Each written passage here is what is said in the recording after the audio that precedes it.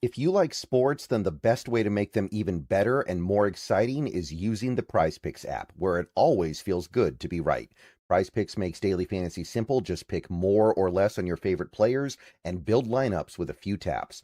Whatever sport you're into, and obviously we are now firmly into the NFL offseason, so we're all about baseball. We got some basketball, we got some hockey, whatever it is you like. PrizePicks gives you a fun way to stay locked in while you're watching. Definitely make sure to use the promo code HMA. PrizePicks is hooking up users with $50 in lineups after you play your first $5 lineup. If you use that promo code, that is HMA. I've had a great time on PrizePicks so far, so definitely get on over to it, check it out, and make sure to get your lineups. And don't forget about team picks, where you can pick winners, spreads, and totals on any major game. So download the app now, use HMA, and get on over to PrizePicks, where it always feels good to be right. And remember, always gamble responsibly. Hello, everybody. What is going on? It is June, a month where we typically do not see B&B streams. Typically a month where we're kind of just chilling, taking time off. Not a lot to talk about. Maybe we're watching some baseball. Maybe we're watching some basketball. Maybe we're watching some hockey. So we had every intention of not really doing very many shows this month, but nobody told the Rams it was time to chill out. And in fact, they went ahead on the very first day of the month and they decided to rock the boat. They rocked the boat pretty heavily. And so much so we felt like we need to come on and talk about it for a little bit. And certainly we've had 4 days now to process the recent happenings in the NFL, but thought we'd go ahead and do it together. I am Brendan. That is Brandon. How you doing today, Brandon? Doing great, man. It's been a quick off season and then a little bit of some action packed off season, which is never a bad combo as you're trying to get through the dark hours here before we get to the start of the season. Yeah, there have been Junes where we've had nothing to talk about except for the OTAs and the mini camps. Not the case this month. Not the case this month. In fact, the NFL went ahead and gave us several things to discuss right off the bat. And the main subject of today's show is, of course, going to be what those guys in LA are up to. And they are up to some things that I'm not terribly thrilled about as a Seahawks fan. I gotta admit, I'm not thrilled about it. I'm not going to act like that this is no big deal. This is a big deal. So for those of you who maybe have been living under a rock, those of you who maybe been checked out on the NFL until this very exact minute, the Los Angeles Rams made a big trade, giving up Jared Verse and draft picks to go get Myles Garrett. And that is such a big, earth-shattering move that I felt like we just had to go live and talk about it a little bit here. So, Brandon, obviously over on your end, you've had the opportunity to talk about it a lot. You've talked about it with fans of the Rams. You've talked about it with the Seahawks syndicate. You've talked about it with all kinds of people in your chat. Where are you right now with where the NFC West arms race is? I think the surprising part to me as I think about this 5 days into it, Brendan, is number one, there's been a consistency in my thought process and in the emotionally, because obviously the emotions take turn. Like this happens and you think your emotions would be in a place where, you know, you're just angry. Why did my team do this? Why aren't we going here? You know, that's what I would think on the outside looking in on this situation, but going through the experience of it, I actually find myself saying, you know, I feel pretty at peace with what's going on here. And I think the parameters of the deal really are the big part as I think about this that really eventually just kind of makes me kind of nod my head and go, you want to see your team make this deal, you got to find the equivalent match point. And like you said, I've had a lot of fun talk with Ram fans like Jake out there on the round table. And as far as discussing, like, look, we don't have the equivalent player. We have a player good enough to be included in the package, but we don't have a player that I want to be included in that package from the small selection the Rams would have wanted or the Browns would have wanted to take to make that kind of package happen. So quite literally, this isn't to me about not being willing to give up the assets it would have taken to get this deal done. It comes down to the fact that the Browns wanted a player at the forefront here. They want a player now and part of their future. That was the centerpiece of this deal. And when you looked at the players you were going to have to give up, I like our guys. I don't want to give up our guys. I don't think it makes as much sense. And so it really does make it easy and make it at peace. If this had been Brendan a move where the Rams had thrown 3 first-round picks to the wind, maybe I'm feeling a little bit different. But the fact that it's really more towards that player, I kind of I know where you stand on it, but it finds me really kind of at peace with the situation. Miles is a great player. It's going to help him tremendously, but it wasn't all positive. It wasn't all plus. You didn't just throw on top of the stack and add more. Mm. Yeah. And I've definitely seen that angle from a lot of people saying similar things. I think that an important pivot point is we got to ask ourselves, and this is kind of the thing that I've been thinking about on my channel for the last several days. How good is Jared Verse? How good is he? How valuable is he? Because I see some people acting like he's some guy who's worth 2 first-round picks, or some people even say he's worth more than 2 first-round picks as a player by himself, because he does have the 3 years of club control left, right? Because he's got the 5th-year option. I just really struggle to see it that way. And I want to ask how you feel about his value, because to me, I look at Jared Verse, I see a player that is already 25 and a half years old. So he's not going to get that much better than he is right now, right? He's already pretty close to what he is. He's a guy who gets a lot of pressure, but he misses a lot of tackles, doesn't necessarily get a lot of sacks. I don't see the blue chip status with Jared Verse the way some people seem to. And I remember last year, as the season winded down on the 2025 year for the Rams, there were a lot of Rams fans I saw, and this was not in the hindsight of, oh, we traded him, now we're going to trash him because we traded him and now it's sour grapes. When they had him during the season last year, they were like, what does this guy really do? What's so great about this guy? So for me, I just look at it and I go, I don't see Jared Verse as that player. Do you? Well, I think that there's definitely some good points in there as far as the finished product angle, first and foremost. This was a part of the evaluation when we talked about him a couple of years ago, from my perspective, was that you're getting a player that's really good, right? But could have come out the year before, then the year he came out. It's kind of advanced to where he's going to go, and is not going to give you necessarily a huge bag of stuff in what he brings, but what he does bring is nice. And that's what he's been, I think, as a player. Last year was a very tiny dip, I think, from his first rookie year. So, whether or not that's where he's going to be, we'll see. I will say that my opinion is that the Ram edges, in particular, Byron Young and Verse, were asked to play too many snaps over the course of the year. Overtime games, no depth to call upon. Those guys ate up a lot of snaps. And even that being the case, he was still the 14th highest rated edge in the National Football League last year by PFF. So I wouldn't try to kick out any of the lazy argument about the missed tackles or the lack of necessarily pure sack production, neither of which is either likely to really drive up. But there's also a reason that they insisted upon him rather than Byron Young, who was higher rated last year than Verse, who did have more sacks than Verse. Club controls maybe a little bit of it. You got to pay Young now. But all that being said, they insisted and really were pushing for Verse. He is a really, really good edge in this league. I think he's probably a top 10 edge in this league where he sits. And so when you say blue chip, I guess when you mean blue chip, are you more speaking to top 5, or are you speaking to more, it's like the quarterback thing, where there is a difference to me between the top 5 to the top 10. I don't know if I think he's top 10 though. So, I mean, I'd have to look at the list and think about it. I don't know. I just don't know if I see it the same way that the Browns seem to see it. The Browns seem to think that he's not far off from where Micah Parsons was a couple years ago, the way they're valuing him. Not there, but it seems like they're looking at him in not terribly far off from where the Cowboys viewed Parsons in terms of the value they got back. So that's the part I struggle with. Well, that's where I think there's maybe some itty bitty slight points of disagreement here with it. The grand big picture of it is that in certain respects, I agree with you. Like, my whole thing with this would be that the Browns should never have made a player the centerpiece of the trade. You're right. In a place, it's all about draft picks. So that's just, to me, all ridiculous. I do think he's I think he's worth probably a 1st to 2nd round pick. If you factor in, like you say, the club control angle in 3 years, maybe that can even be drawn to like 2 late 1st round picks. I think that is a top 10 edge rusher. If you may disagree with that's where he's at, but if we do say that that's where he's at, that'd be about the valuation for a guy at 25 years old with that kind of club control. That's probably the cost of doing business if you move for a guy like that in general terms. First and 2nd, maybe, if not 2 1s. So I'm with you on it in general terms with it. That being said, I don't think that Myles Garrett gives them this so much more tremendously. He's a fantastic player, had a great year last year, all-time type season.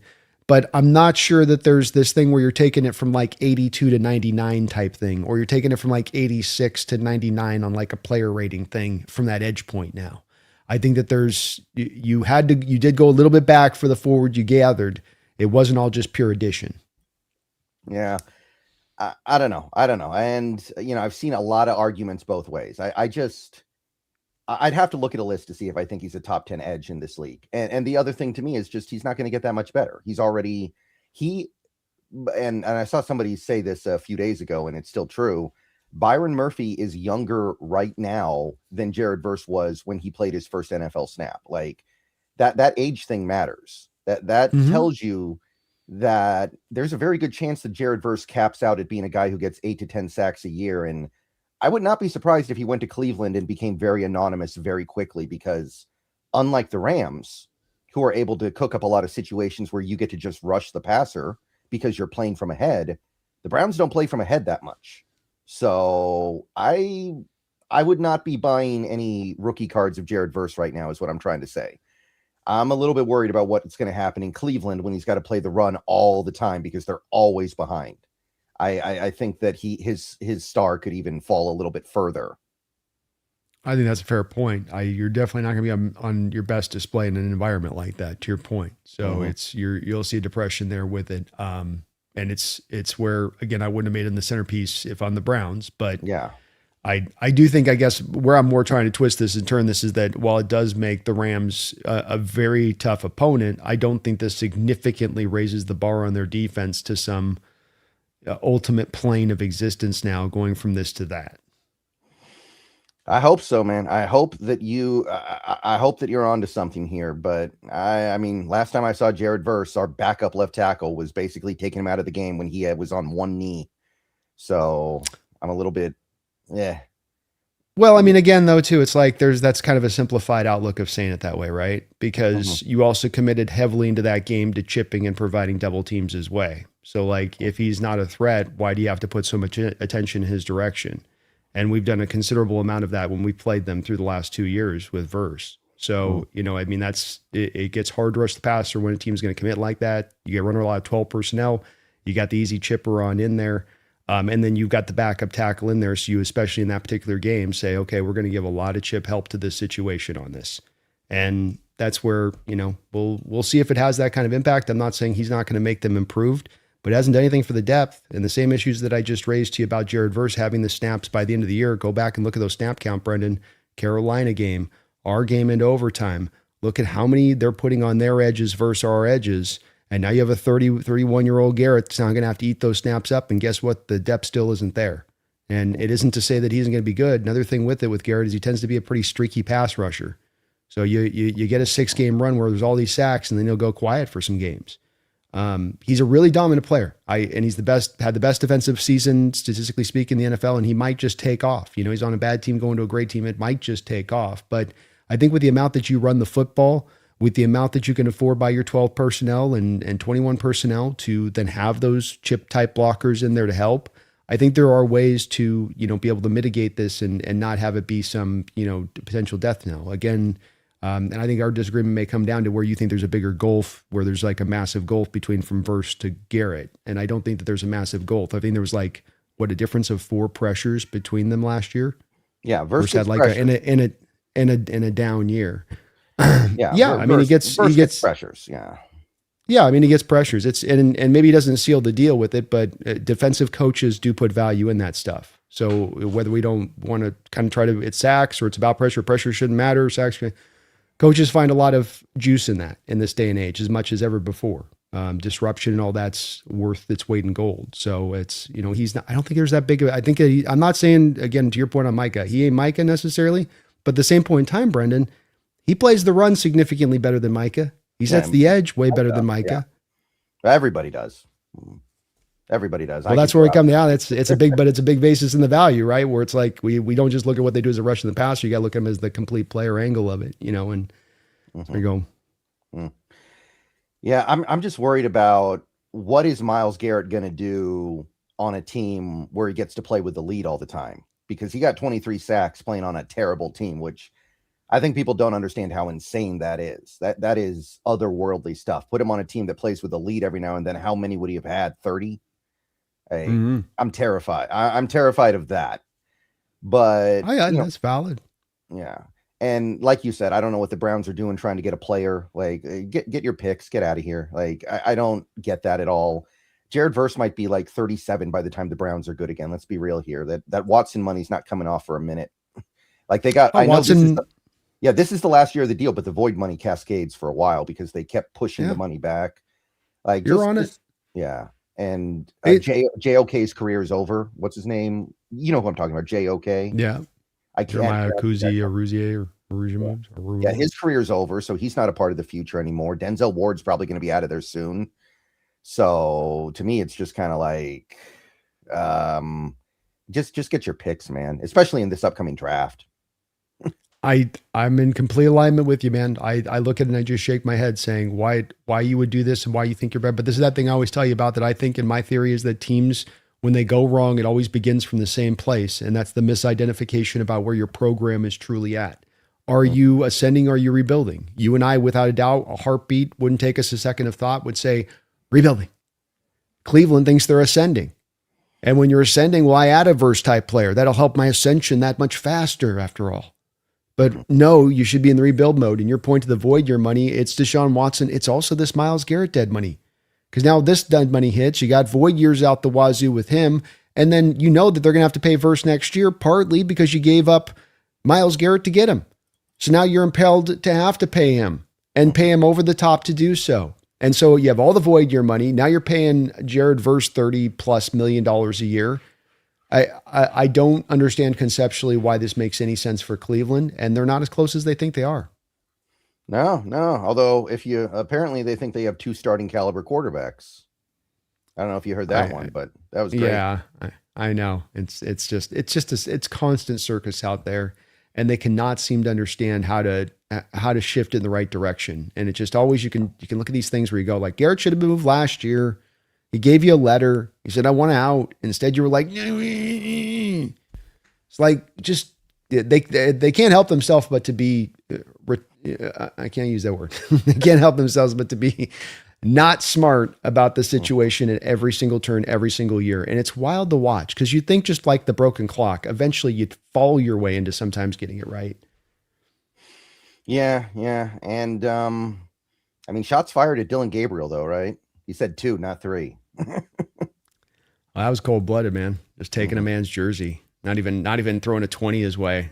Yeah, and he needs those 20s because he's not going to be in the league very much longer. I don't think he needs every 20 he can get. Yeah, I don't think it's long for the world in that way, Dylan. Yeah. Well, it's very kind of funny what the so talking about the Rams a little bit more, what they're doing it. Because you were talking about their lack of depth at edge, right? They don't have a lot. Who's their third edge right now? Is it Josiah Stewart from Michigan? Mm-hmm. And that's it, buddy. Yeah, they got no depth at receiver. They got Puka, Devontae, and I don't even know. Is it Jordan Mumfield, Xavier Smith, the kid that hit the ball off? He's still their punt returner, by the way. Yeah. The guy that obviously still got Xavier Smith, man. You know, it's you know, it's like the Rams roster is like the cast of Pulp Fiction, and Xavier Smith is like Quentin Tarantino casting himself to play Jimmy, right? It's just like you got this. There's a lot of Jimmys on that second string, Brendan. Yeah, it's just like you got this beautiful thing going here. Why are you ruining it with something that would be so simple to fix? It feels like you could have spent 5% of what you spent to get Garrett to get a real punt returner, and you're not doing it. Yeah. Both the depth and the special teams to me remain just as much a problem as when they ended the season. And I would offer to you, you mentioned a couple positional groups, and okay, tight end's strong, good, great. Corum's probably pretty solid as a backup. I think, and it's been my opinion this last week as I've looked at their depth really closely, that it's a cliff everywhere else. No, not just the wide receiver core, not just the edge group. I would offer it is cliffy when you get into the defensive line, even. It gets cliffy when you get past the starting 2 off-ball linebackers. It gets cliffy when you get past the top 2 safeties. McDuffie goes down, that corner room looks significantly different. And they just don't have that same depth that we do, say nothing of not addressing it all. To your point, not at all, just not even kick return, punt returners, not at all doing anything really to really upgrade that special teams unit. Just expecting it like they've done in prior years. It'll just naturally, it was the coach. He was the problem. He was the problem. They're sort of scapegoating it all out into the singular source. And that's why the thing is it wasn't working, which we all know that's not a good way of going about your business to try to correct a unit. Yeah. So I think that those things still remain, Brendan. And I think it's very, very eye-opening when you look at that depth, because this is a roster now that with the Garrett trade, much as I know it seems like you do like the trade, and I like the trade for him, but they now have gotten older, 25 to 30, limited depth on the backside on it. A pinch it last year, like I said, in doing the research on this, I can't understate this. You drove the snap counts through the roofs along your edge and on your defensive line last year. That lack of depth was felt. And then when you cross match it up against the Seahawks depth on defensive tackles and edge, it's night and day. And it contributes to then keeping a fresher team, which is kind of important when you're going to play that team 2 of the final 3 games of the season. Mm-hmm. Right. And I guess one question that I would have, now that the Rams have done this, are they going to be one of the teams that maybe brings on some of these veteran free agent pass rushers that are still dangling around in free agency? We talk about Clowney, we talk about Cam Jordan, but there's also guys like Hassan Reddick out there who's still a free agent. You got a couple other guys as well. I don't want to have to go through all the names again. We've done it like 20 times on the B&B show already over the last several months. But there are guys they could go get that would help cure that depth issue. I do wonder if maybe they end up landing 1 or 2 of them now. Well, there's a strong reason to believe, by the way, Aaron Donald is going to be en route. Maybe by about halfway into the year, but he is going to be coming one way or the other, probably. Right. My opinion on this is a no. And the reason for that has to do with the fact that they're sitting on 4 contract extensions that they now have to get done. And they're sitting on the now least amount of cap space in the division, especially after they just did a new extension now to Myles Garrett. Yeah. So I don't think that. I want to ask you about that because I can't figure out how that extension changes things. If you happen to know, we should talk about that at some point because I'm confused. I hadn't gotten the I was waiting for the over the cap details to come out because with this stuff, I always just kind of, I anticipate that there's going to be more money. Maybe they just buried it down the future. And I think that that's the hinge here is that if they're willing to go the Eagle way because they've determined we're all in, and certainly there's a lot of signs right now to the fact that they're all in for this particular year, then at that point they can just throw money down the line. They don't care. And they're going to do that situation in full. Wouldn't surprise me if they went that direction. That being said, if they're going to keep things even keeled and not go the direction that they haven't really gone hyper actively to in the past with the void stuff and throwing money far down the line, they will kind of pay as they go sort of team. Then they don't have with Avila, Puka, Byron Young, Kobe Turner, all these deals need to get done. I mean, for instance, OTAs, coincidentally, you have both Kobe Turner and Byron Young at OTAs in leg braces on the sidelines, right? Like we know what's going on there, right? Which is like subtle, like, where's my deal, dude? Yeah. And if Garrett did get a bump, because one of the benefits of trading for Garrett, and I know Dan Viennes was all over this, is that those first 3-year cap hits are tame.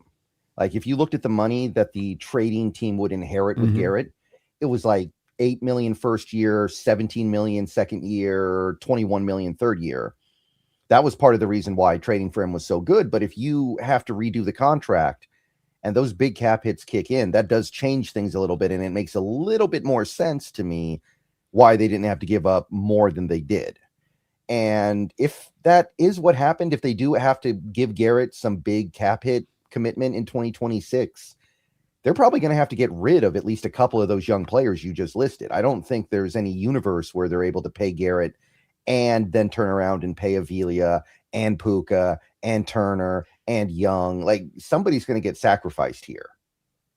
Well, and that's where, does it happen 26? I don't know on that. I would say probably not. It's probably something they kick the can on to 27 as far as the true feeling of the impact of it. But you're right that it is something that then has the cascading effect. And then as we look on in retrospect, okay, now it becomes Jared Verse and Avila and the draft capital became the cost for you to bring on Garrett. right? It starts to become now not just draft picks. We start to get more into the broaching of territory of, and we know how this game's played, right? Because we saw the same game played when we've had to make similar kind of decisions on like, there's a tangible cost you have to pay. And I think you're right. It was already going to cost one. I already was bringing up to Jake over there saying, look, you got these 4 guys.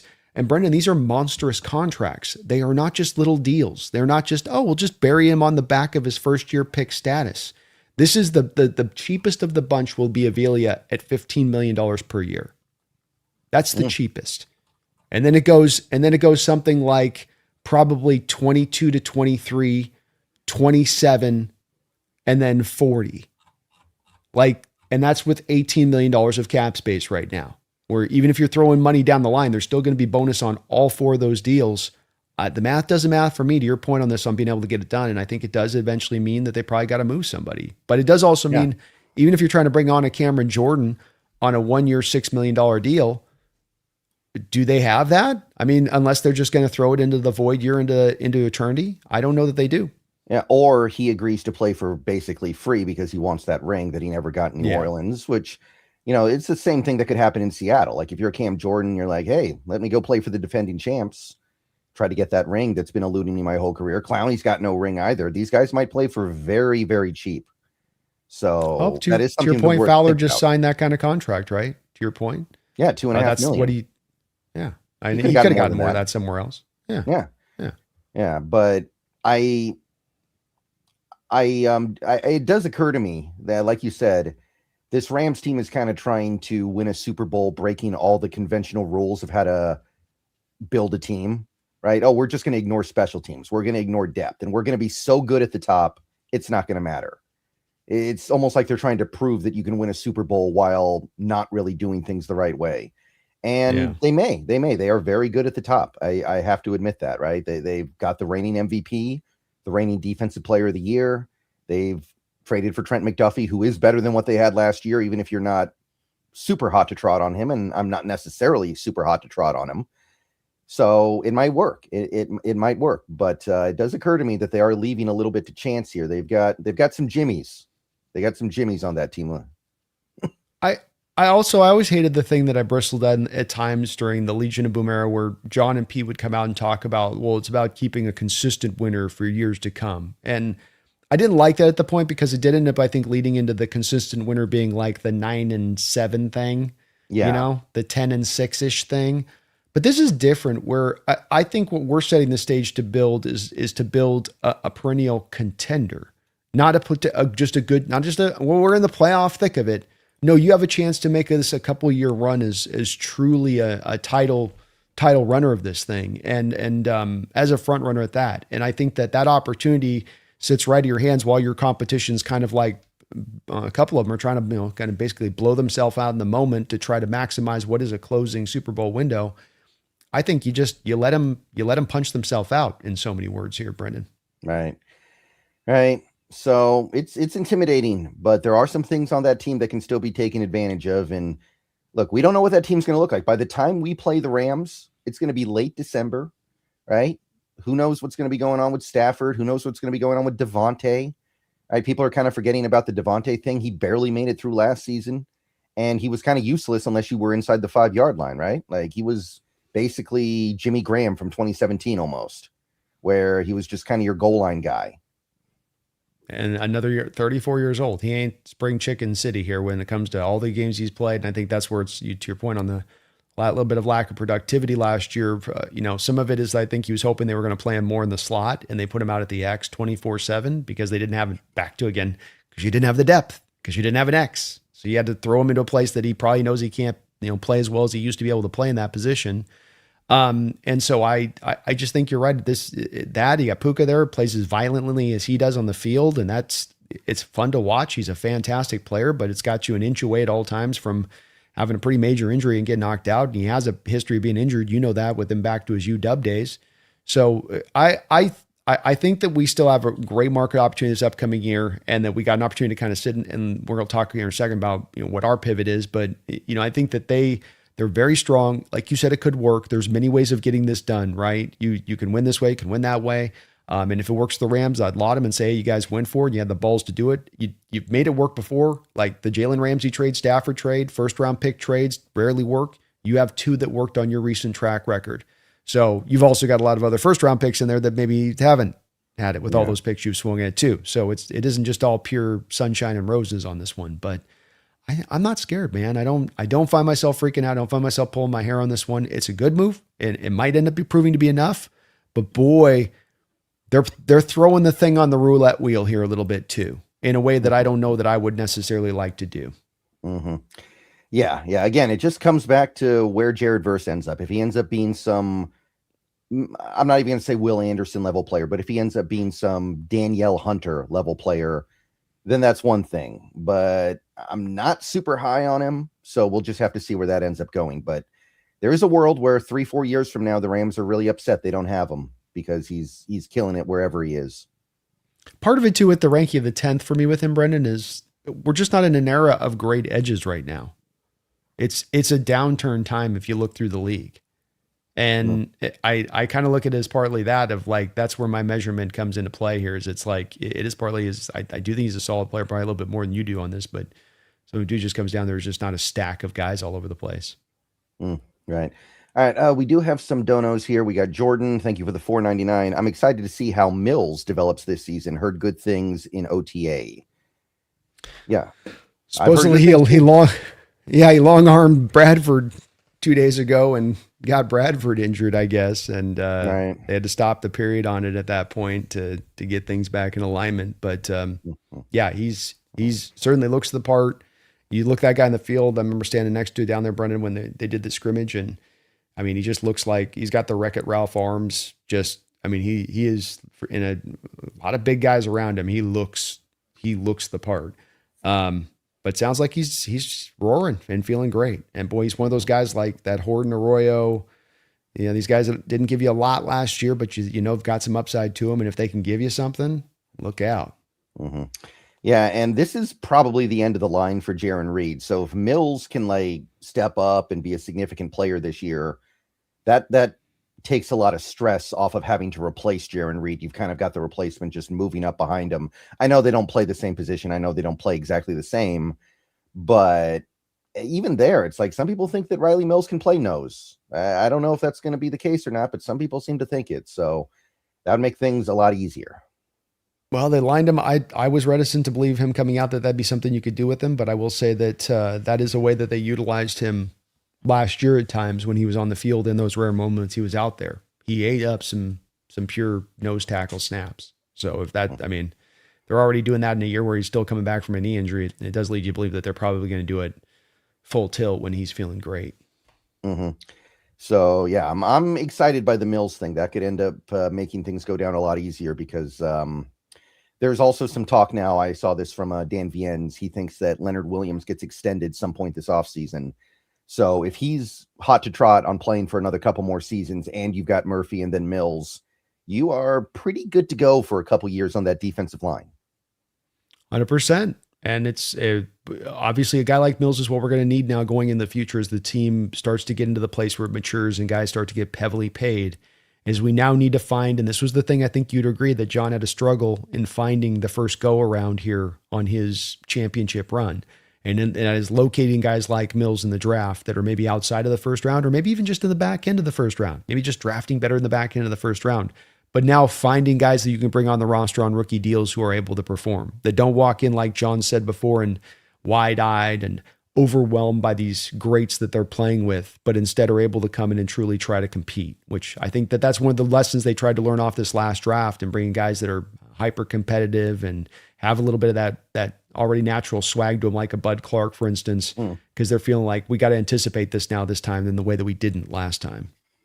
Yeah, that, I'll tell you, that might be a fun sleeper bet to make right now. Bud Clark winning Defensive Rookie of the Year, because if he starts, there's probably going to be a lot of interceptions for him out there. And I don't think he's going to start, but he's got a shot.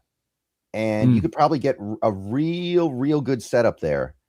And I could see him having like 5 or 6 interceptions as a rookie because that's his game. And that might be enough, especially if we have an elite defense again. interceptions hold sway. Doesn't matter whether it's a defensive player of the year for like a cornerback or whether it may be for a rookie like this. And he's got that nose, and that's something that's inherently going to come with him. We'll see about other aspects of his game, which are not necessarily in question, but that are just things that you want to see. Can the tackling really fully come along? Where's his natural position going to be? Is he really okay as safety? Is that going to be a good spot, or he's actually at his best in the slot? Some things we're going to have to figure out with him long term, but he's got that potential because the nose for the ball and his instincts and coverage in a lot of ways just kind of can't be taught, or has just been well honed with his 3 years as a captain there and starting and the time that he had. So either way, it's still there inherently, and it'll be taken advantage of in this defense, which will put him in those positions, high pressure, got the quarterbacks in a position of trying to force stuff. These are the makings of what create these kind of turnovers. Mm-hmm.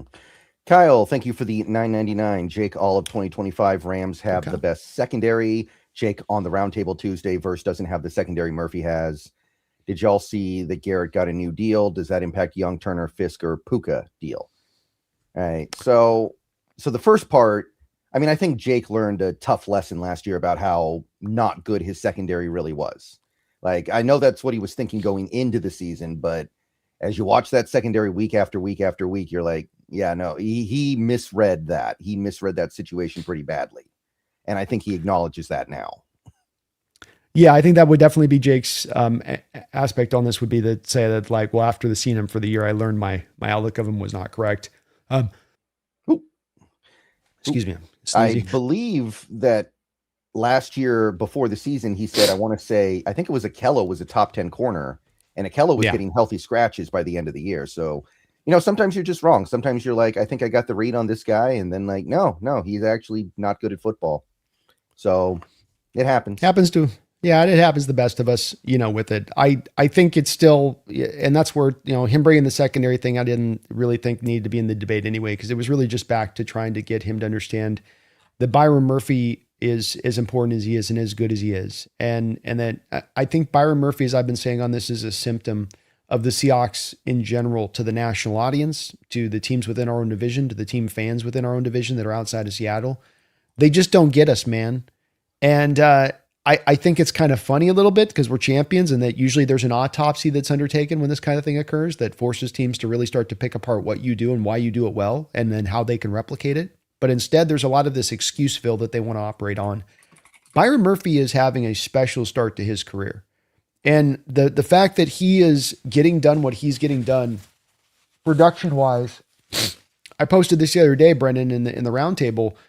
He's almost stat for stat with Warren Sapp through Warren Sapp's first 2 years, and he's got Warren Sapp beat by about 25, 30 tackles through his first 2 seasons. Mm-hmm. Right. And that's Warren Sapp operating in a full-time 3-tech out in Tampa Bay from the jump, with Byron Murphy operating from the nose tackle almost 24/7 from the jump. Yeah. I think you could cut Byron Murphy down the prime meridian right in half. You could cut him in half, and I would take either half over Jared Verse. Like, I don't even think that's close, man.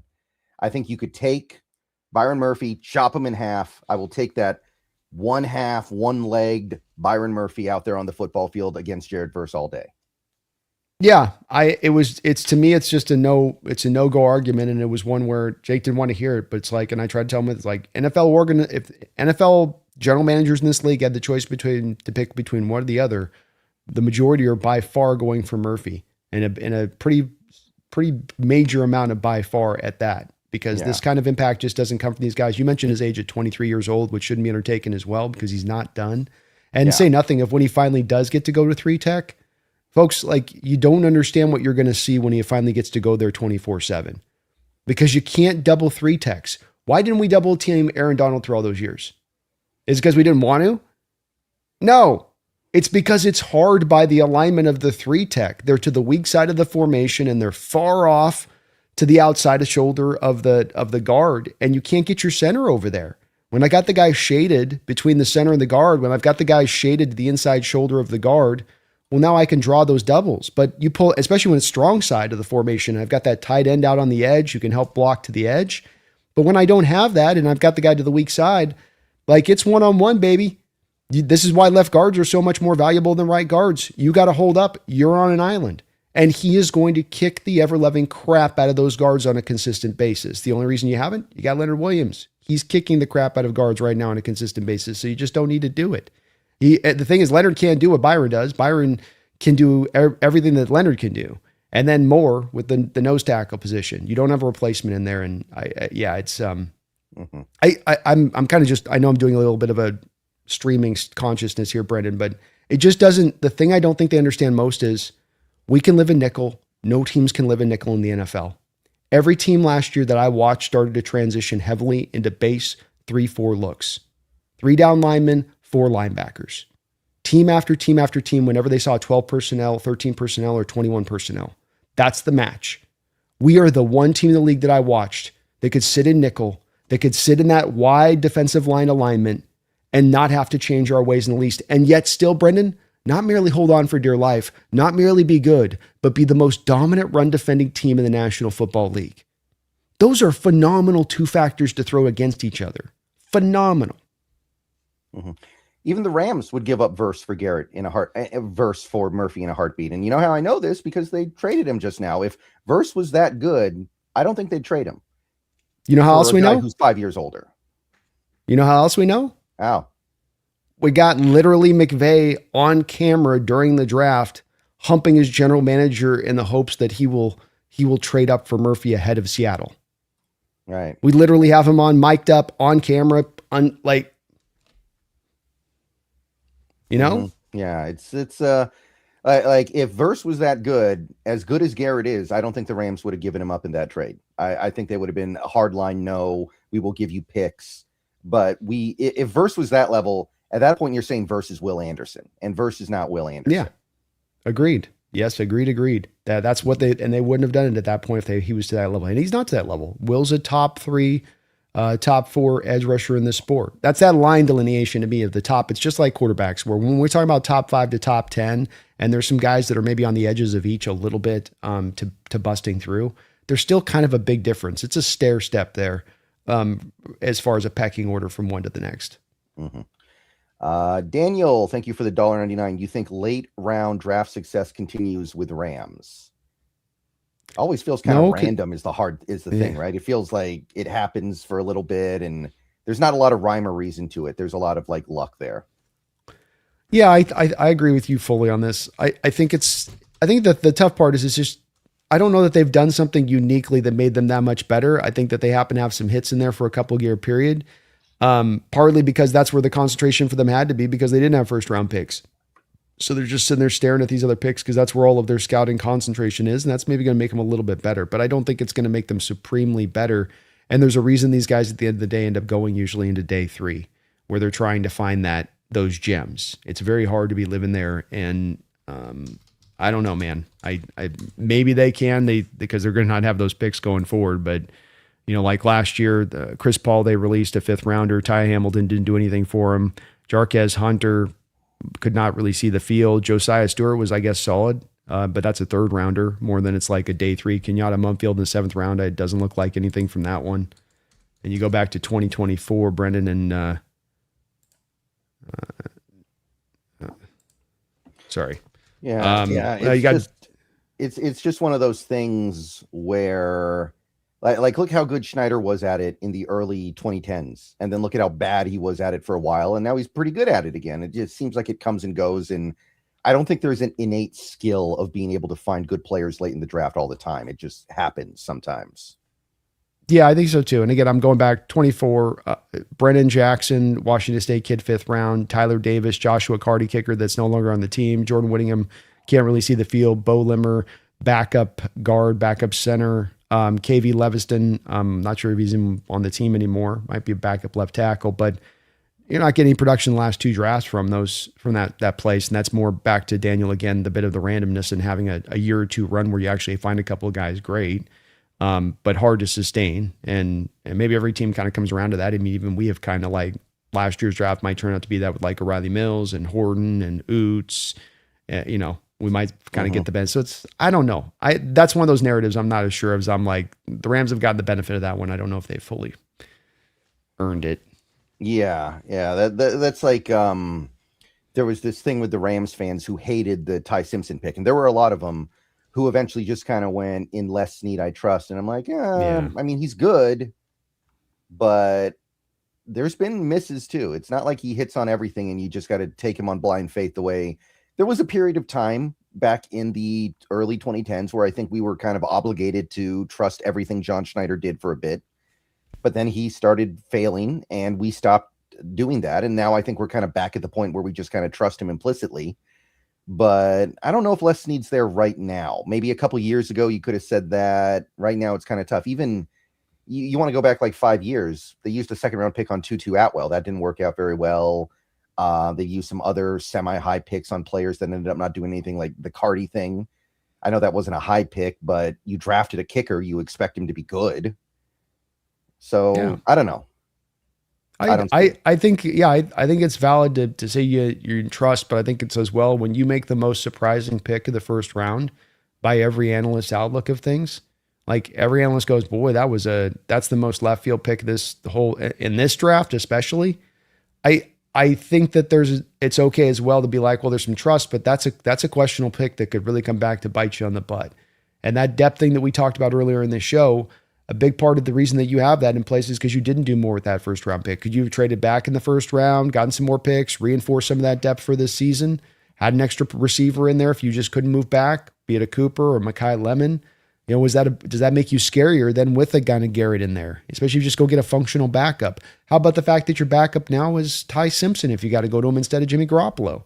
That's a pretty big draw. It's another spot on the roster where there is a cliff drop off to the backup. And that's no small thing when you're in the most competitive division in football that's going to come right down to the line at the end of the year.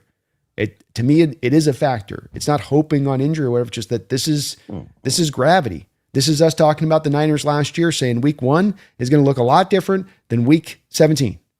That Niner team we faced week 1 to 17 is going to be diametrically different. And were they not? Mm-hmm. Yeah. And there's, one thing I've been debating in the Discord in my server over the last couple of weeks is if something did happen with Stafford, I don't even know if Simpson would be the guy they put out there because he had 1 year of starting experience in college. It might be Stetson Bennett, who's actually learned that offense for the last several years. Like, don't be shocked.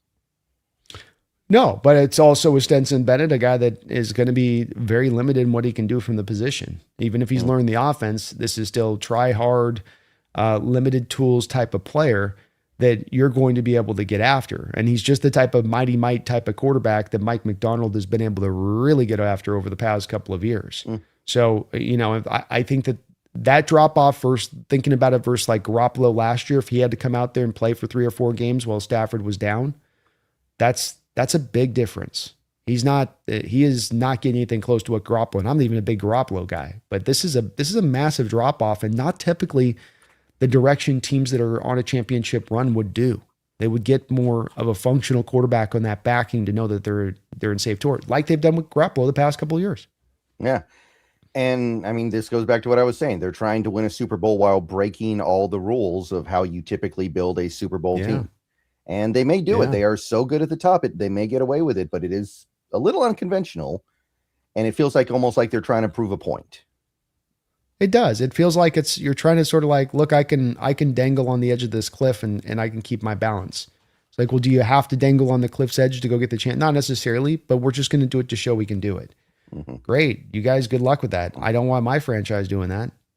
I don't see the reason. I don't think that that's the cost to going and getting a championship. Certainly wasn't the cost we had to pay last year to go and get a championship. Like even the Rams team that won the Super Bowl back in 2021, I think they were more balanced than this team looks like it's going to be. I think they had more depth. I don't remember that roster super well, but I feel like they had some stuff going on. They had guys like Van Jefferson, who was okay, right? They had plenty of depth on that defensive line with the pass rushers. Remember, they traded for Von Miller midseason. They were deep up front. So they had problems like every team in the league does, but feels like this team is a little bit more top heavy than even that team. Agreed. Yeah, I feel like they reinforced the depth. They keep adding player. They had an ability to get around injuries if they were to be sustained. And this is a little bit of a different road they've gone this year. Way more top heavy. And I just think top heavy with a little bit of age and some of that top heaviness. That's the formula for that's hard to sustain that for a whole year. This is and something that I love about our Hawks. I think we've taken the opposite direction in a lot of ways, Brendan, is that Seattle is really shifted towards let's make the strength of the 70. Let's make the strength of the 53. Not in just words we say, to say it sort of just as this kind of kitschy phrase, but that you actually say it in how you're going to go about your business. It's why we saw a 7th round pick trade 2 weeks ago for a gunner that's 29 years old. Why are you doing that? It's because you're valuing the ability to build the supremely best 53-man roster. Yeah. That was a very interesting move, by the way, and it's obviously one we haven't talked about because we haven't done a show since before it happened, but that did catch my attention because, remember, we didn't really give up anything because that 7th rounder is conditional on him making the team, so they're probably going to do the thing where they cut him and tell him just chill out at home for a second, we'll get you in a week. Yeah. And then you don't even have to give up the pick, but he was as good as it got as far as gunners went until he got hurt a couple years ago, so... that guy could end up being even better than Derick Young was as a gunner, and Derick Young was good. So keep an eye on that one. And that's, and this is what we're trying to do in building. It's how you build your roster. It's the understanding these guys will all contribute. And that by the grand, the sum of the total will be, the greater than the whole, or however that phrase goes. And it's really how they're tangibly trying to construct this thing. And it's also, when we talk about why you won the Super Bowl and why you didn't win the Super Bowl, this was a big factor, a big swinging reason as to why you were able to go get the Super Bowl last year, because you could bring this out back then too. You had it in flavor as well then. Mm-hmm. Adaxin, thank you for the $1.99. Most likely Seattle All Pros this year. JSN, since he did it last year, he could do it again.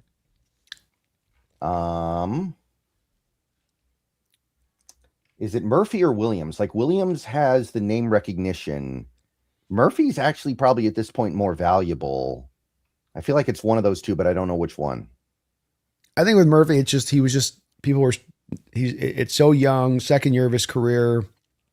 It just kind of came up that they weren't kind of ready for him being the voters. I think they'll be ready for him by next year. And I think he's going to be ready to continue to build on what he already put together. So I would put him as my all-pro in there next year. I think Leonard probably has a little bit more of the snaps taken back to try to protect him a little bit more this year, with Riley there too, to be able to kind of take some of that burden off.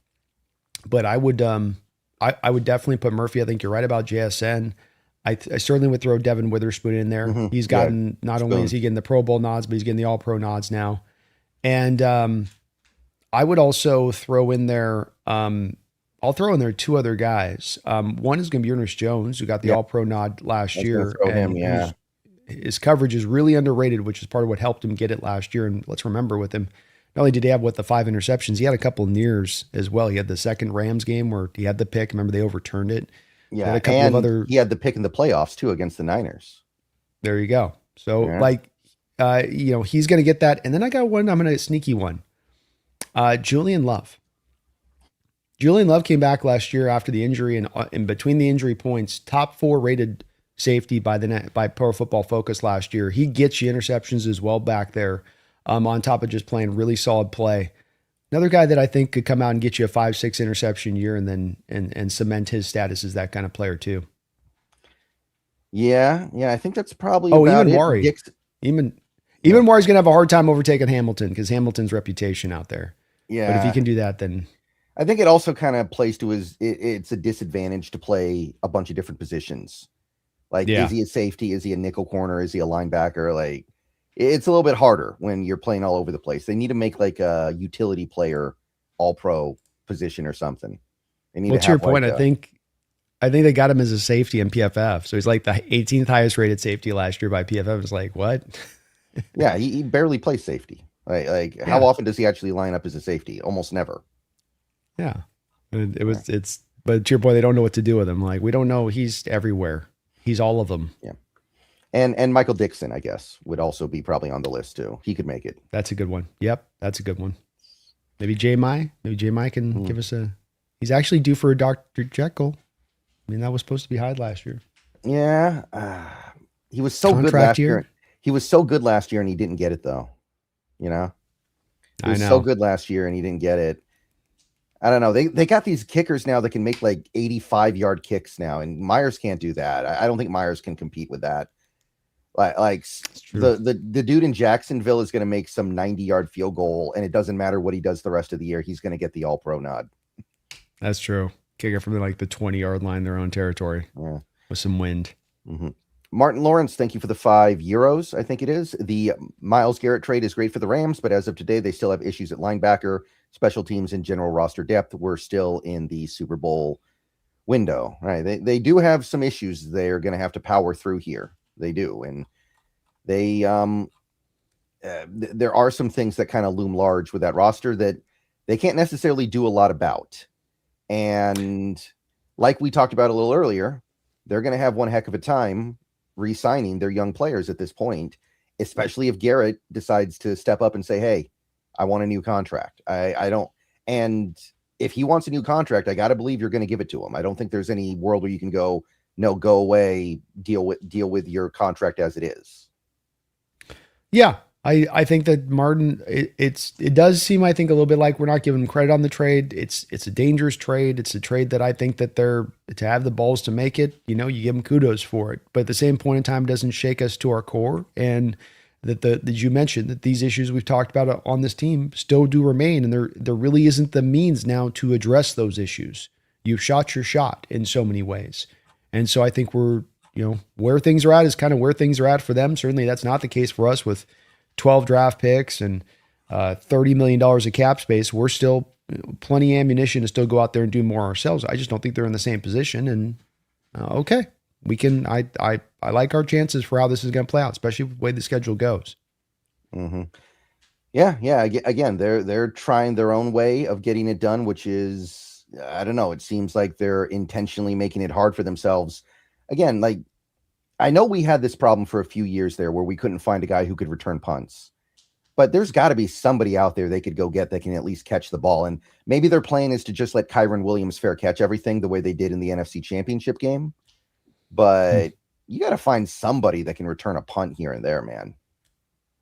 Well, I agree with you. And then that may be a direction that they choose to go with it, where they're just like, we're just going to make it safety. But then that's just a symptom of the get by approach to the third phase of the football team. And when you treat it that's fine. Maybe you'll get by.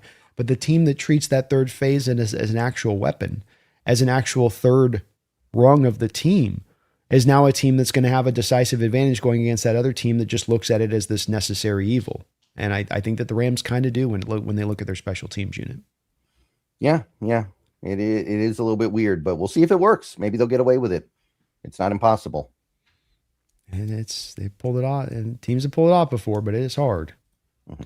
Daniel, thank you for the $1.99. Bud could get 8 interceptions and still get snubbed for Defensive Rookie of the Year. I don't think it's going to be a great year for Defensive Rookie of the Year, though, because I'm looking at the draft. David Bailey, pure pass rusher on a terrible Jets team. Even if the Jets improve a little bit, he's not going to put up big sack numbers on that team, I don't think. Arvell Reese, crowded edge room in New York. How many snaps is he going to get? Delani in Kansas City is a cornerback. Cornerbacks winning Defensive Rookie of the Year is tough. Sonny Styles, maybe he could get a lot of tackles. He could end up with like 150 tackles or something, but it's not a great crop of defensive rookies in my mind.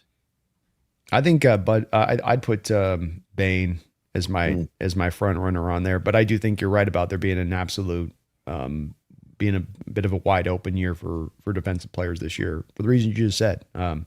Those guys don't have as much a clear angle to being able to produce. And Bain, I think, is going to with Tampa Bay, and I think he's going to be a good player. But yeah, I could see that.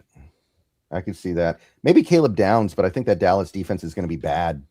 So it's hard when you're on a bad defense. You think so? I think they're interesting. I don't have an opinion on like good or bad with it, but I do think that they've got some interesting guys that like there's talent there, which in the past in that Cowboys defense, I've been like, well, you have this and that, and then a whole lot of kind of nothing really. Mm-hmm. They've got some interesting stuff though, young players they've kind of brought in there. So bad last year though. I think they need more than what they did to get better. They were so bad.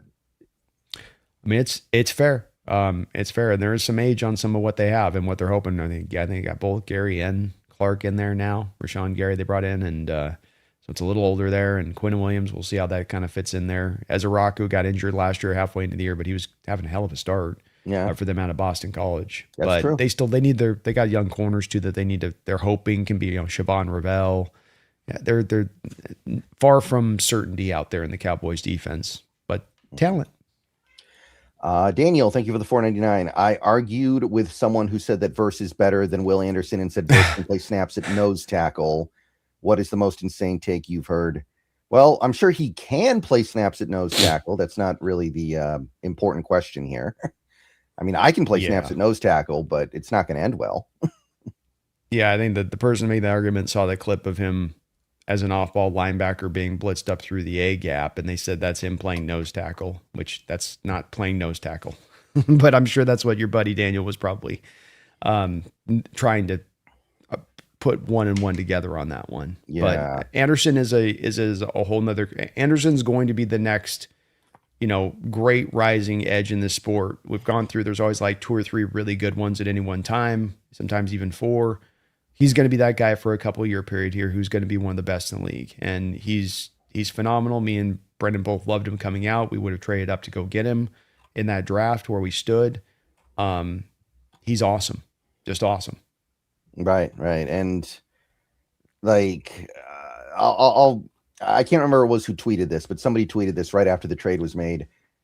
Myles Garrett had more sacks in 1 month of football last year. There was a 1 month span, 4 games. Myles Garrett had more sacks in that 4 game stretch than Jared Verse had his entire career. Yeah, Myles Garrett had a 4 game stretch with 13 sacks last year. Verse has 12 sacks in 34 games. No, it's a valid it's a valid deal with him with the missed tackles, and he doesn't close the deal, and that we've seen there's edge rushers like this that have that penchant for kind of being that way where they can get it all done, where they call it the $1 million move, the 10-cent finish. And Verse can kind of do that. And that is a bit of a part of his game. And I think you're right about it, saying that, is this really going to develop, more from with his game? Probably not. I just think that the pressure angle of it is a big swinger here, especially with the wide 10 that the teams operate in now, with this alignment as wide as they do, and that what they're asking their edge rushers to do now in this day and age is sometimes a little bit different. And especially what you were asking Verse to probably do in that Rams defense versus what Garrett was being asked to do in the Browns defenses. There's definitely some differences there. Schwartz defense to what's his face is for the defensive coordinator for the Rams. They run two very different. Shula, yeah. They run 2 very different defenses. I mean, they're on either end of the scale in what they do. So coffee is for closers, people. Coffee is for closers. That's right. Mm-hmm. That's absolutely right. Verse is not a closer. But what's the most insane take you've had? I thought Zach Wilson was going to be a really good quarterback in the NFL. I really like Zach Wilson. I thought that Bryce Young was 3 inches smaller than Patrick Mahomes was ridiculous in every single way. That was one last year. One that got me was somebody making the comparison of Sam Darnold to Jimmy Garoppolo. I thought that was ridiculous. Absolutely, just ludicrous. Yeah, I was pretty out on Bryce Young too. I remember thinking that he was like 1st round pick at best, not very good. Like late 1st rounder.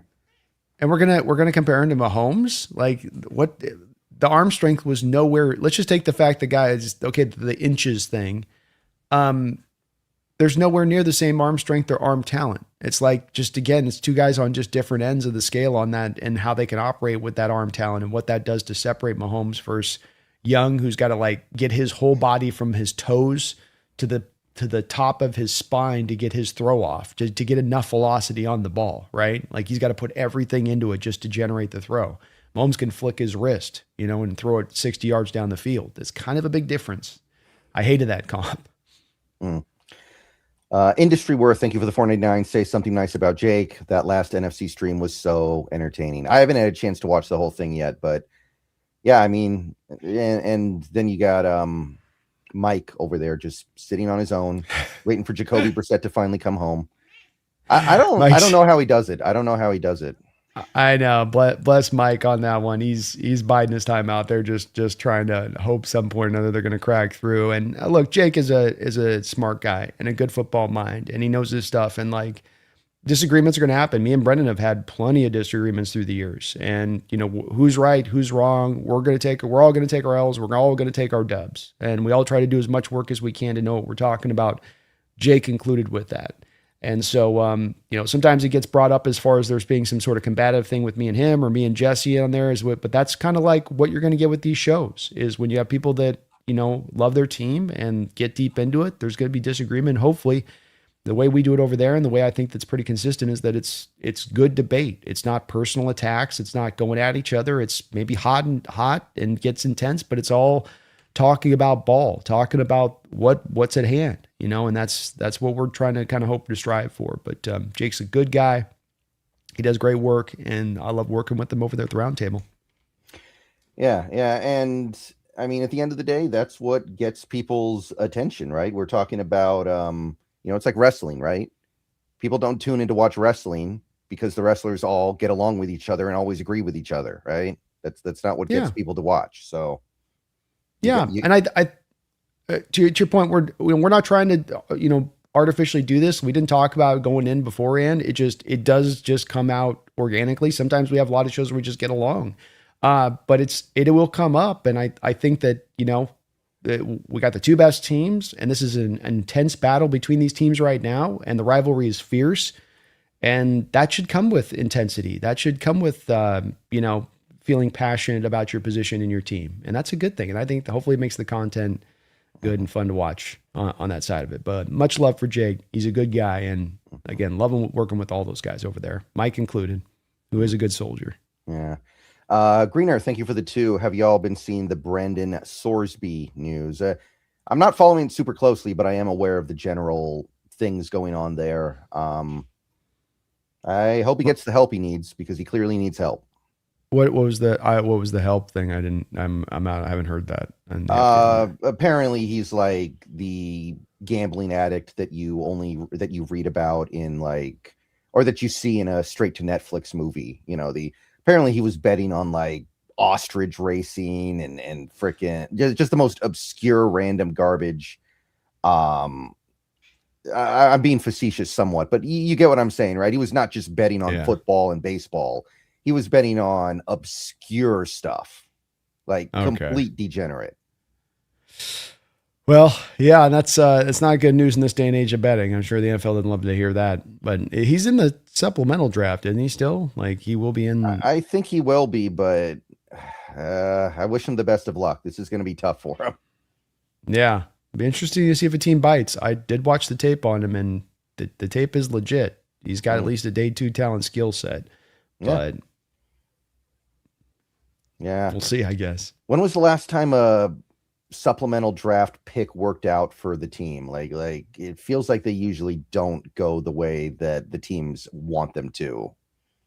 The last one, well, the problem is that there hasn't been a lot of supplemental picks. So like this used to be more of a thing back in the day than it's been for the last probably 15 years. But the last one was actually the former Seattle Seahawks wide receiver and Cleveland Brown wide receiver. You'll know this one. Who's the big dude? He was the bigger guy. Talking about Braylon Edwards, are you? He was a normal draft pick. Nope. After Braylon, he was here for a cup of coffee. Remember, he had the drug problem in Cleveland. Hushmanzada? No, Hushmanzada was in Cleveland.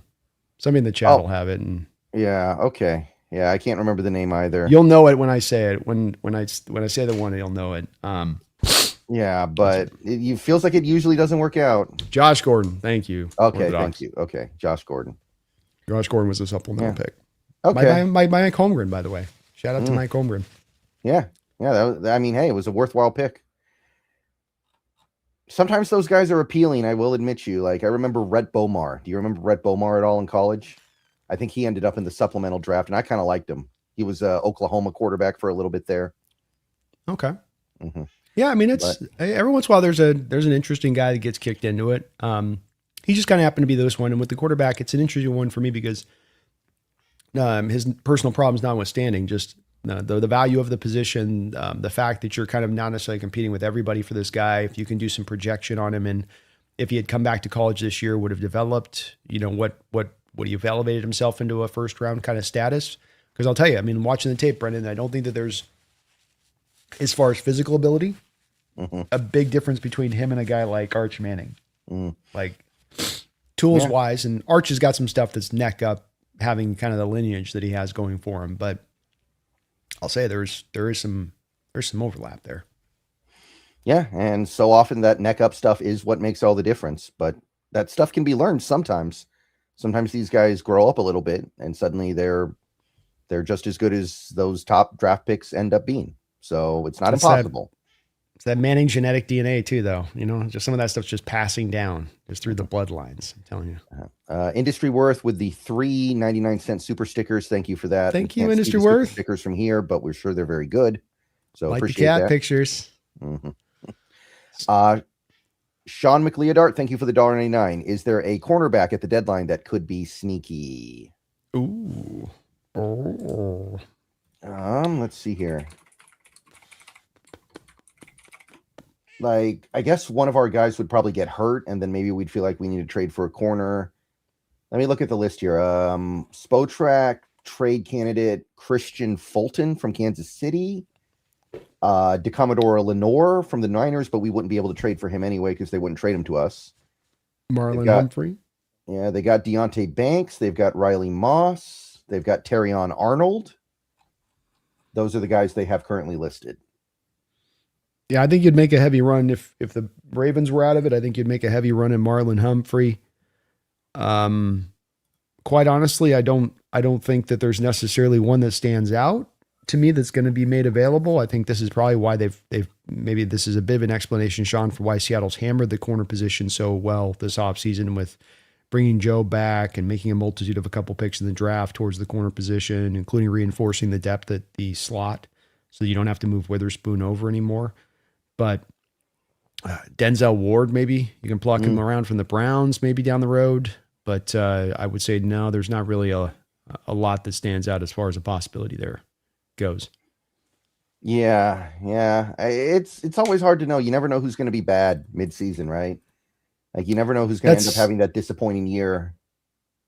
That's where I want to sit back and rather than make any kind of move here to match what the Browns or what the Rams have done, I think there's more of a better argument to be made to sit and let this thing develop and let the teams fall away that are going to think they're contenders now, who will then most likely have some of these kind of players that just don't look clearly available now that then become available with that team falling away from contending status. And that's, I would lean more into that direction of things. Yeah. Not that we would do it, but there is a little bit of a whisper out there that the Patriots don't want to pay Gonzalez and may end up trading him. Mm-hmm. Like, I mean, two $40 million corners would be tough. And obviously Josh Jobe, you signing him, you've already made your bed with this. So you just couldn't do it because of that deal as much as anything. But I like the theoretically though, it's still a good discussion as far as, okay, but in theory, no two team has really tried to do this with two corners being, paid that kind of money on both sides. I do think though that, you couldn't do it. You're going to have to pay Eamon in 2 years. And yeah. I would never want to do it, but I'm saying that he might get moved, which is, there could be like a cascade effect. Like Gonzo gets moved to another team. That team now has an extra corner that they trade for, something like that. Yeah. That's a possibility if they can't get to a contract situation with him and figure it out that it goes that direction of it. So I think they end up getting both the Patriots and Hawks end up getting it done with probably both those teams. But we need a development. To your point, things are going to have to kind of develop to figure out who could be available or what could be made available. It's just too murky right now.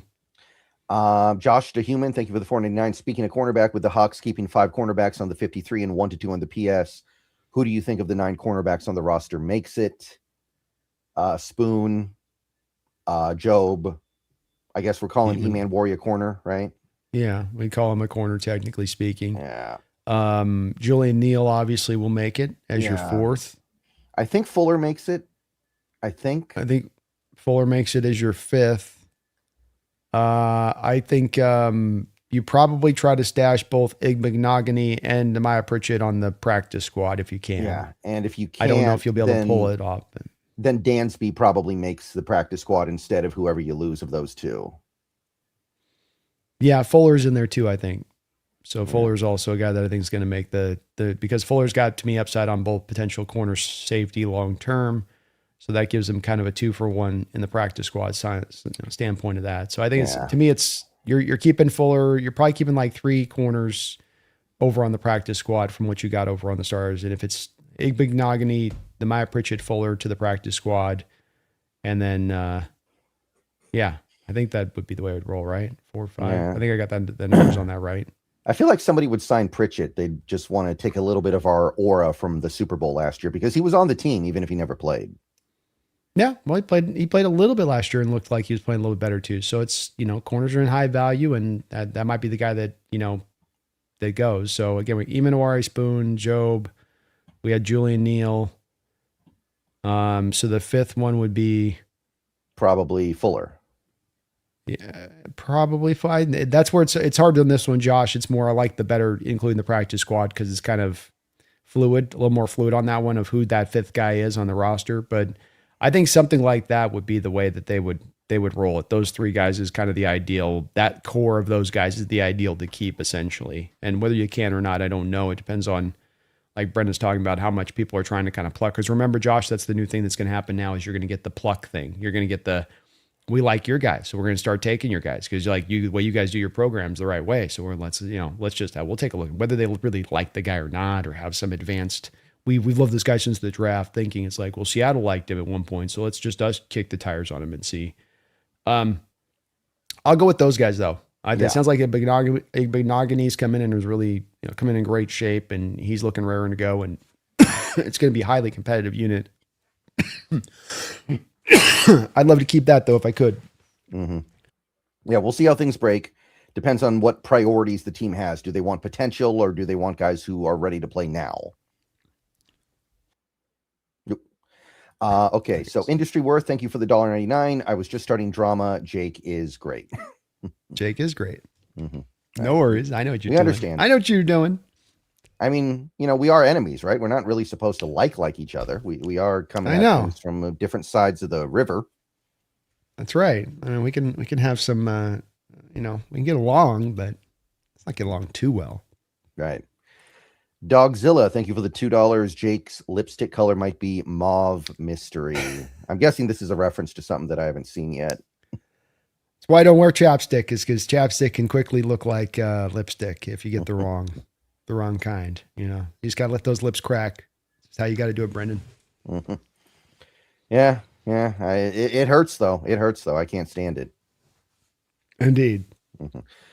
All right. So real quick here, let's go ahead and give a shout out to the sponsor of the show. Let me try to get set up here real quick.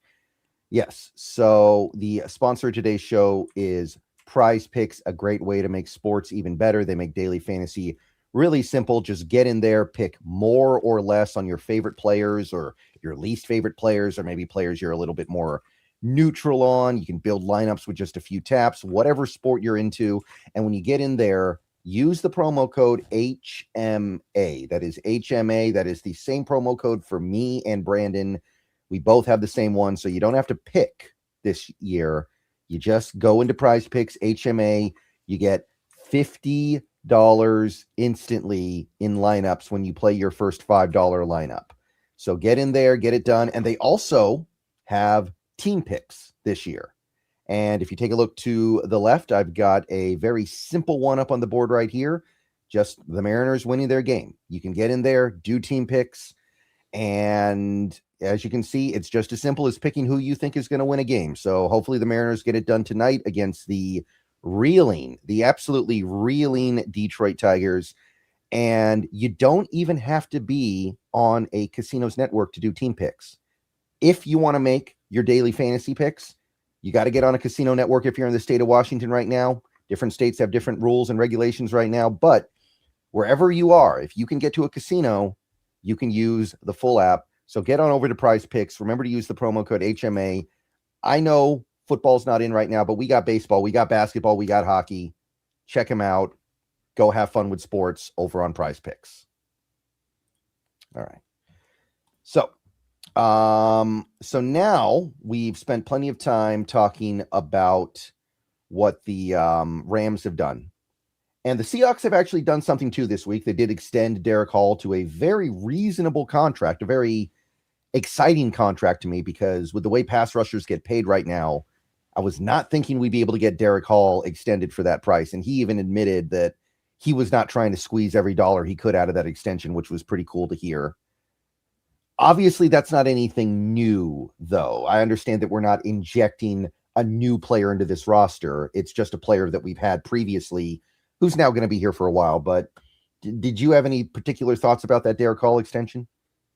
It's phenomenal savings. I don't think the pass rushers who get a couple sacks a year should be paid $20 million a year, but that's unfortunately the price that we're seeing out there being thrown around is given to Boye Mafe.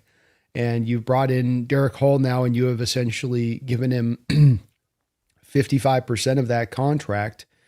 And it just, to me, speaks to, number one, it's phenomenal by John. He's got some of these contracts. Ernest Jones is a deal like this. And there you go, man, it's such a really good value deal for the player you're getting.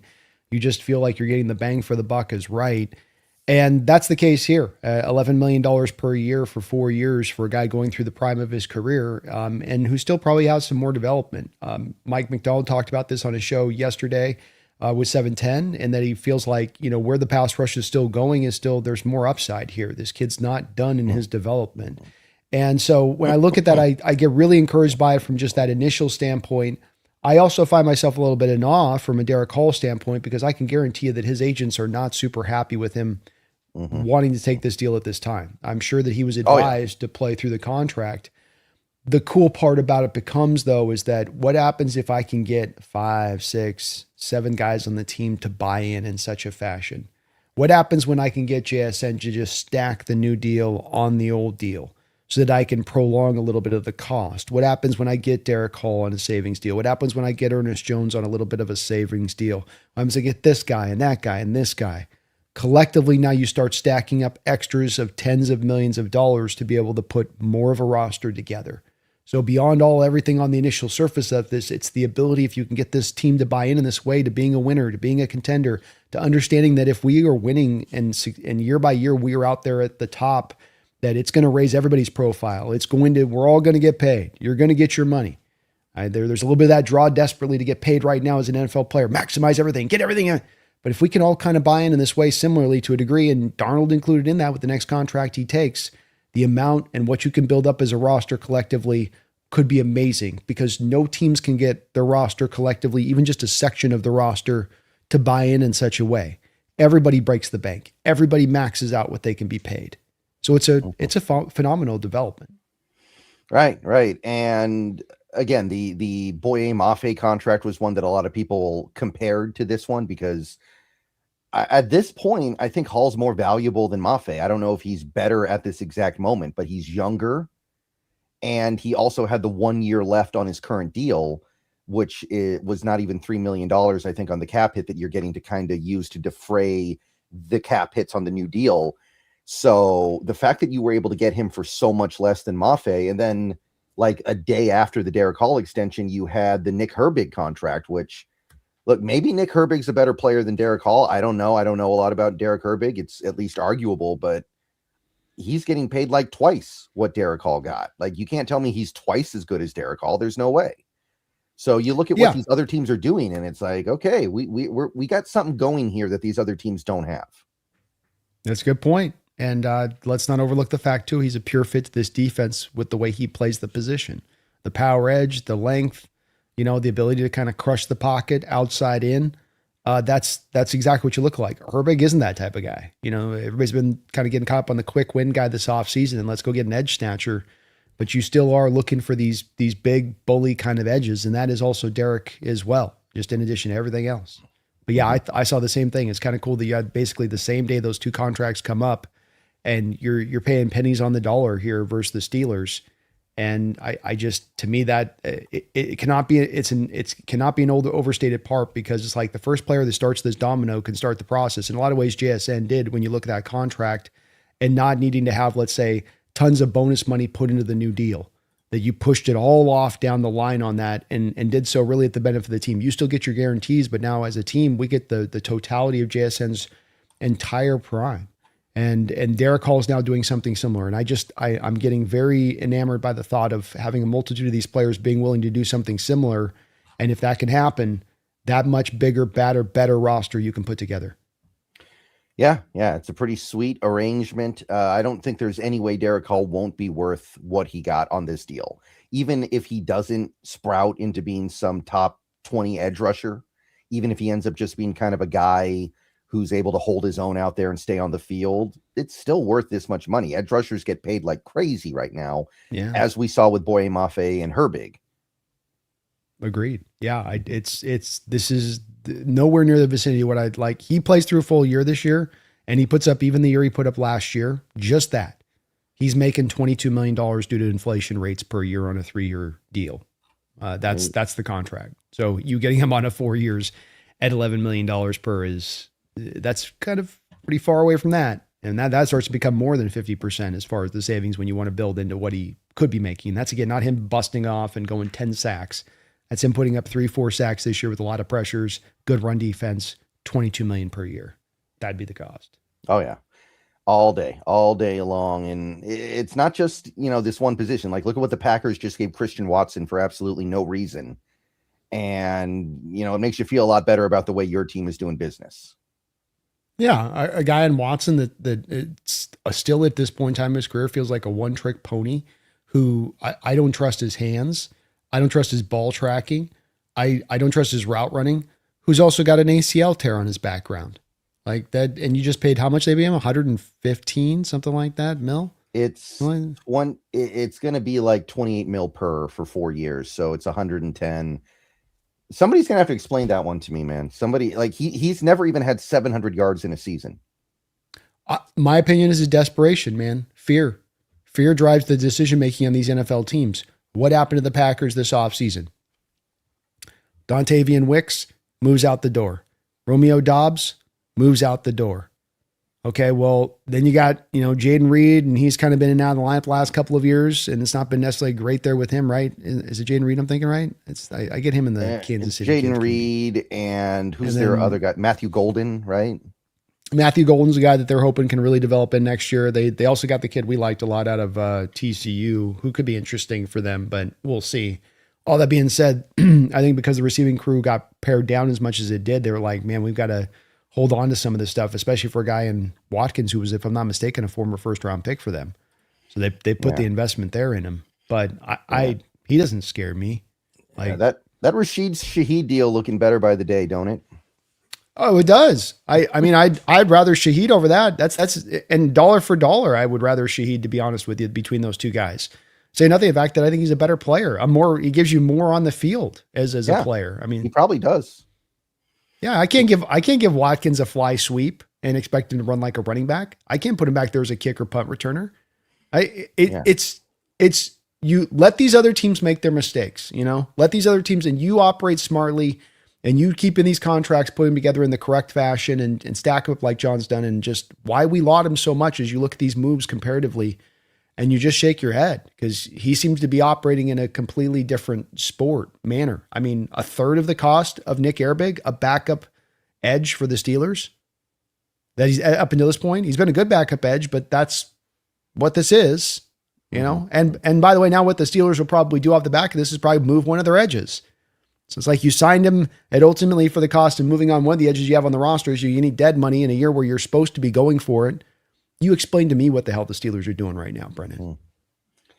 They're doing what they always do, trying to win 9 games, right? Hey, by the way, a little bit of we got to do a little bit of padding our back up here. Our Darnell Washington takes are looking pretty good from the draft, bro. We were out there in the middle of the ocean. We were out there in the middle of the ocean during draft time on him. Like, why hasn't anybody seen it like we're seeing it on this guy? We love this guy. And then he goes out there and gets paid too. Yeah. And he's another one of those guys that doesn't really have numbers. So that tells you that the team believes he's doing things outside of just getting numbers at a really high level. And kind of like Tommy Tremble in Carolina, who never does anything and then gets paid. It's like, I don't think the Panthers are just stupid. Maybe they're stupid in other areas, but in that area, I think they probably recognize something with him that isn't readily apparent to the stat sheet. Unique players, man. And Darnell Washington's that. We want to always put these guys into categories and what archetype does he fit into? But sometimes you just got to appreciate a unique unicorn.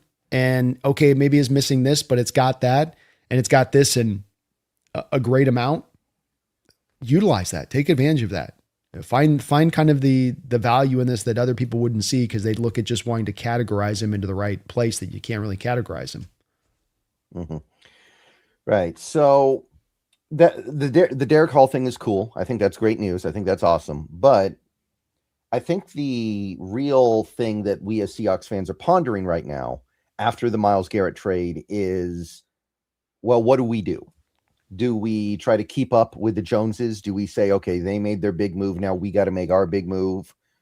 Or do we just keep doing what we're doing and let things fall where they may? And look, and on some level, if you do that, what you're saying is you're looking at the Rams and you're going, okay, you go have your fun, you go do whatever you got to do to try to make sure you win the Super Bowl this year. And if things come together for you, you probably will. You probably will. I don't think there's any shame in admitting right now that Rams team has a higher ceiling than any other team in the league, including the Seahawks. If things come together the way they can come together for that team, I don't know if anybody can stop them. So yeah, I think that's what do you do? That's fair. Yeah. So do you say, okay, we're going to do something about that? We're going to do something we're uncomfortable with to go get a Max Crosby, go get a Brian Burns, go get maybe a TJ Watt? Or are we just going to sit back, chill, and let things happen and figure, hey, if they end up winning the Super Bowl this year, good for them. But we're not going to abandon our process to try to keep up. Like, how do you feel? Yeah, I think that there's a lot that's at stake here right now. Number one, I would believe that if you're trying to make a move right now, you're a lot closer in alignment to bidding war than you are in alignment to a market opportunity. And if that's the case, that would have me drifting away from that because I'm not trying to make moves to simply be reactive to what my competition is doing. I want to make moves like we just talked about, like for instance, with the Shaheed contract. I want to find things where I'm maximizing out value and I'm not overpaying. I think right now, if you're making a move for a guy like, let's say Crosby, suddenly now Crosby becomes available. Well, all those teams that have looked over at Garrett, especially in the NFC, are probably coming into the flow here. I mean, the Eagles are probably coming in and now you're competing with them. And that means now max prices. And that doesn't mean a discount. And is that the smartest way to really go at this point? I kind of don't think it is. I think that you mentioned a couple of names there that are very interesting names and worth mentioning. The problem with Brian Burns and the problem with TJ Watt, there's not really a way to move those contracts. How? Watt's got $30 million of bonus money on the books. Burns, I think it's even more. There's just no way to move these guys. And that's why you're seeing the Giants, for instance, wanting to move a Thibodeau. Oh, I don't really want Thibodeau. Mm-hmm. So you're really left with either a bidding war type player to Crosby, or you're trying to have kind of like fond eyes for a player that's not really available.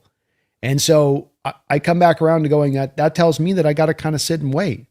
And yeah, there's a risk in that. And that maybe the guy doesn't become available. Maybe the option doesn't become available there to you. But there's also a part of me that feels like within this, Brendan, that, yeah, you're right about the on-paper thing. But you know what? The 49ers on paper, that if they stay 100% healthy, if Kittle can somehow come back off this Achilles next year and they stay 100% healthy throughout the year, they got the full totality of their roster and they don't suffer that injury epidemic like they did last year, they could be the team too, like on paper, especially if the Rams do sustain a couple of injuries, especially if we have a little bit of an injury suffering, right? So it's like, on paper, things can appear that way. Let's see how they play out.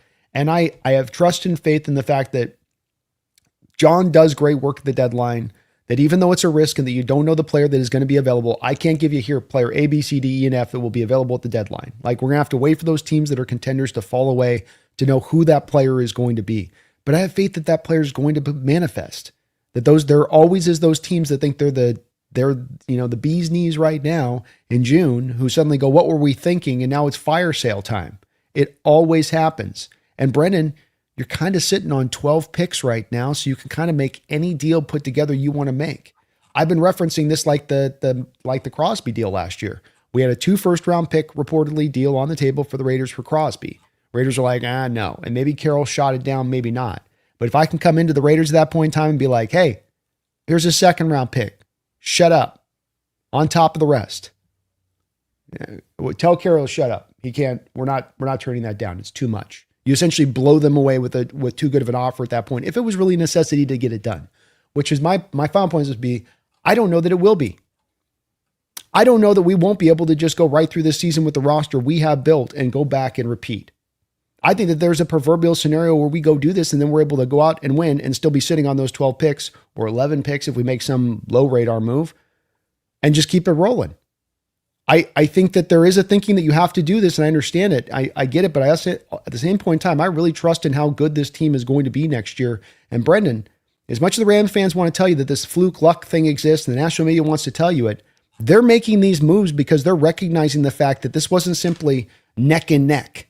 You don't go add McDuffie and Watkins and Garrett and do what you've done this offseason because you think we should have really won it last year. It's just the ball happened to bounce to the left, and that's why we didn't get the division. No. That's not been your approach this offseason. And instead, it's been like, that little bit that they were ahead of us, if we just stand pat, that thing's going to turn into a gulf.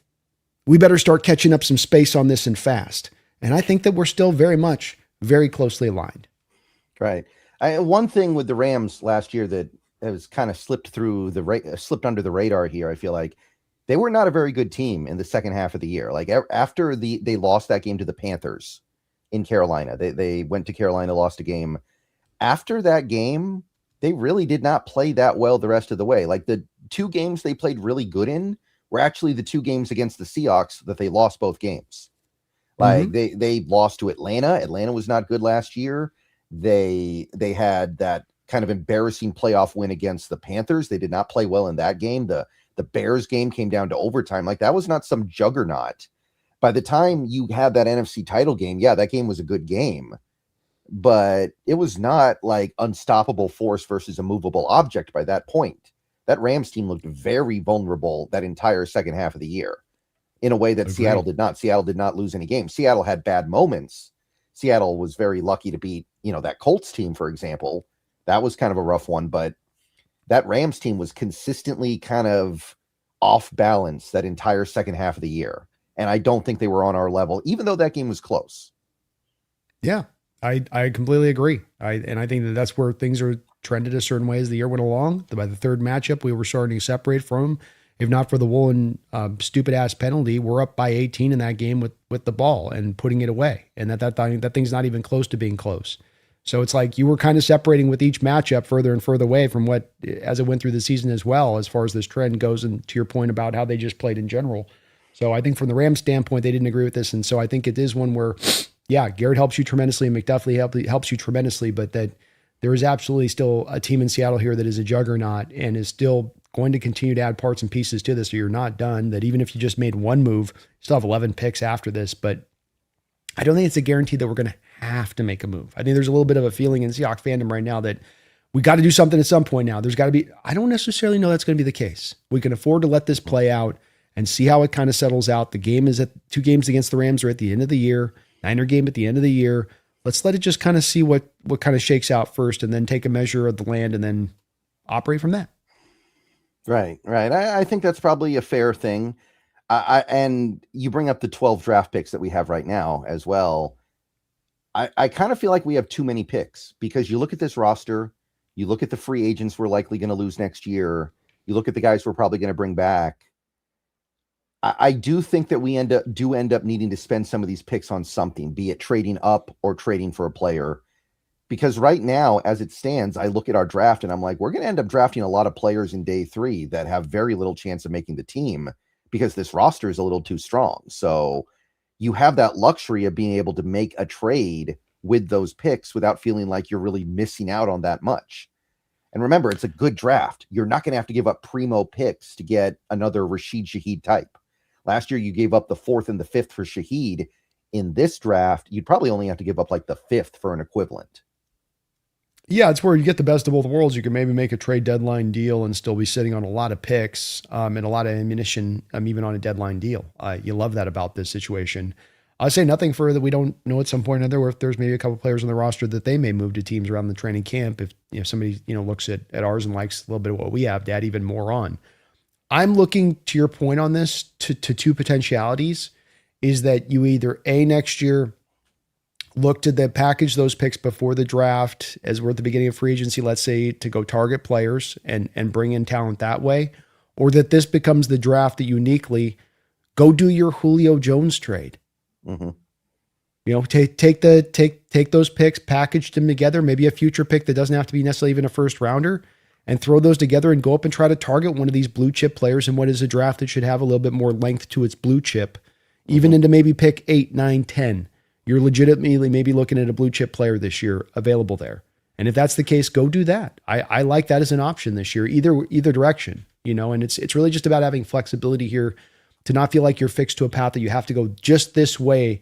Got to go make some aggressive trade this year right now we're going to do the smart thing. And we got all options on the table in front of us because we're just that good. We won the Super Bowl a year early with that third youngest roster in football. Like that's a team that's afforded the opportunity to step back and go, yeah, we did it faster than anybody thought possible. And we're just getting warmed up. And this team is still developing. That's the whole point of being a year early, is that's not our final form of us at our best. Yeah. I tend to agree. I don't know if this year's team will be better than last year's team because we are replacing a lot of snaps with rookies, but it could be. It really could be. And the reason why I say that is because I look at a guy like Sam Darnold, who was good last year, but led the league in turnovers. I don't think he'll do that again in 2026. I do look at a situation with like Eman Ward, who was 21 years old last year. He could barely drink. Now he's going to be 22. How much better is he going to be? We didn't get that much of it out of our edge rushers last year. The edge rushers last year were decent, right? I think the edge rushers this year might be a little bit better, depending on what Dante Fowler has left. So I could see this team being a little bit better in 2026. I don't think it'll be radically better, but I think it's close. And the important point is that we can maintain that without selling our future away with those picks. Like you said, talking about maybe moving up in the first to get a blue chipper. It could be something like we've got 4 5th-round picks right now. I think we got 4 because we have our native one, and then we have the 3 for the free agent compensation. Like you could package those and move up in the 4th round or something if there's something there that you really like when the time comes. And that's kind of what I want to do here with those late picks. I don't want to draft a bunch of players that aren't going to make the team anyway. I want to package those picks to get players that I actually think matter. And next year's draft, there are going to be players in the 4th round that matter. It's not going to be like this year where things felt very empty by the time you got to the back of the 3rd. Agreed. Yeah, I think it's offset you're talking about. And I think you're right. Every new year, every new team is going to be different. There will be these parts. You mentioned these players specifically, the Byron Murphy still just getting super young player, just getting into their prime, that you get this bump, you get this increased play from here. And then like you're saying though, then there is some stuff that maybe you lose that you get a little bit less on, but is the equivalency the same? Is the way it comes out in the wash basically come out to almost an equivalency? And I would argue to the point of that, yes, by that development, with even a potential of it superseding last year, without the guarantee that it'll supersede it, but that the potential is there to do so because there's so many players you have on the roster like that, from the notable ones we just mentioned, being the Witherspoons, the Murphys that get older, but also their young pups that didn't even contribute last year who start to give you something. Ronnie Mills, and here comes Arroyo, and hey, Horton's here for a full season, not just for a stretch of 5 or 6 games. What does that do to help out everything kind of collectively? And I think it would, I think it makes us just as strong as last year, bare minimum. Right. So I'm pretty open-minded here. If they want to go make the big trade, then I'm here for it. I'm not going to be against it. But I also think there's some real merit to the idea of just sitting back, seeing what happens with the Rams.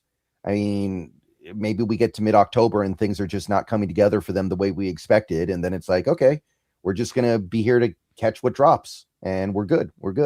Like I've said this before, the paper champions in the offseason rarely become the real champions in the season. Last year, the offseason champions were the Vikings. They didn't even come close to the playoffs. Vikings 14 wins 2 years ago. They signed all those guys in free agency. People thought they were going to be a juggernaut. No. Yeah. And there's a couple teams last year, I think, that were in that. People thought Kansas City was going to be right back at it. And, they fell off last year, and Detroit, and they fell off last year. So, it's, be careful on being the paper champions. And I just argue too, that paper champions that also with a little bit of an added asterisk that have age and a lack of depth, those are teams as well that when you're putting them down paper, it's like, yeah, what they look like in September is not what they're going to look like when we get into January. It's just, that's the NFL reality in this war of attrition of this sport. So it sounds like you are in favor of standing pat, being chill, and waiting to see what happens. I'm fine with that, but I'm equally as fine with going the other way. I don't feel super committed one way or the other. If we get to September and we don't have Max Crosby, I'm not going to throw a fit. But I'm also going to be pretty happy if we do have him, because I do think that would be kind of the missing piece to make this team truly complete. Okay, draw this out. Let's draw this out then. To your point, I want to kind of run down the road of your logic on this, of what you're willing to kind of do.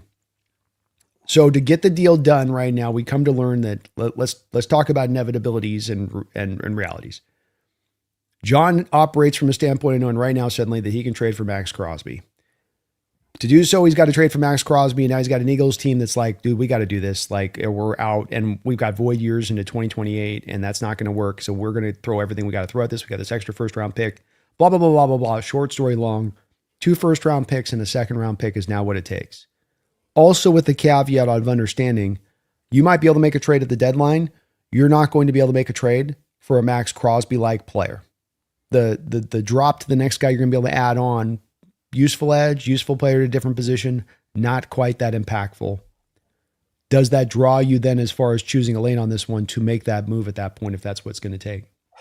I don't think I'm giving up that much, because this upcoming draft is a little too good.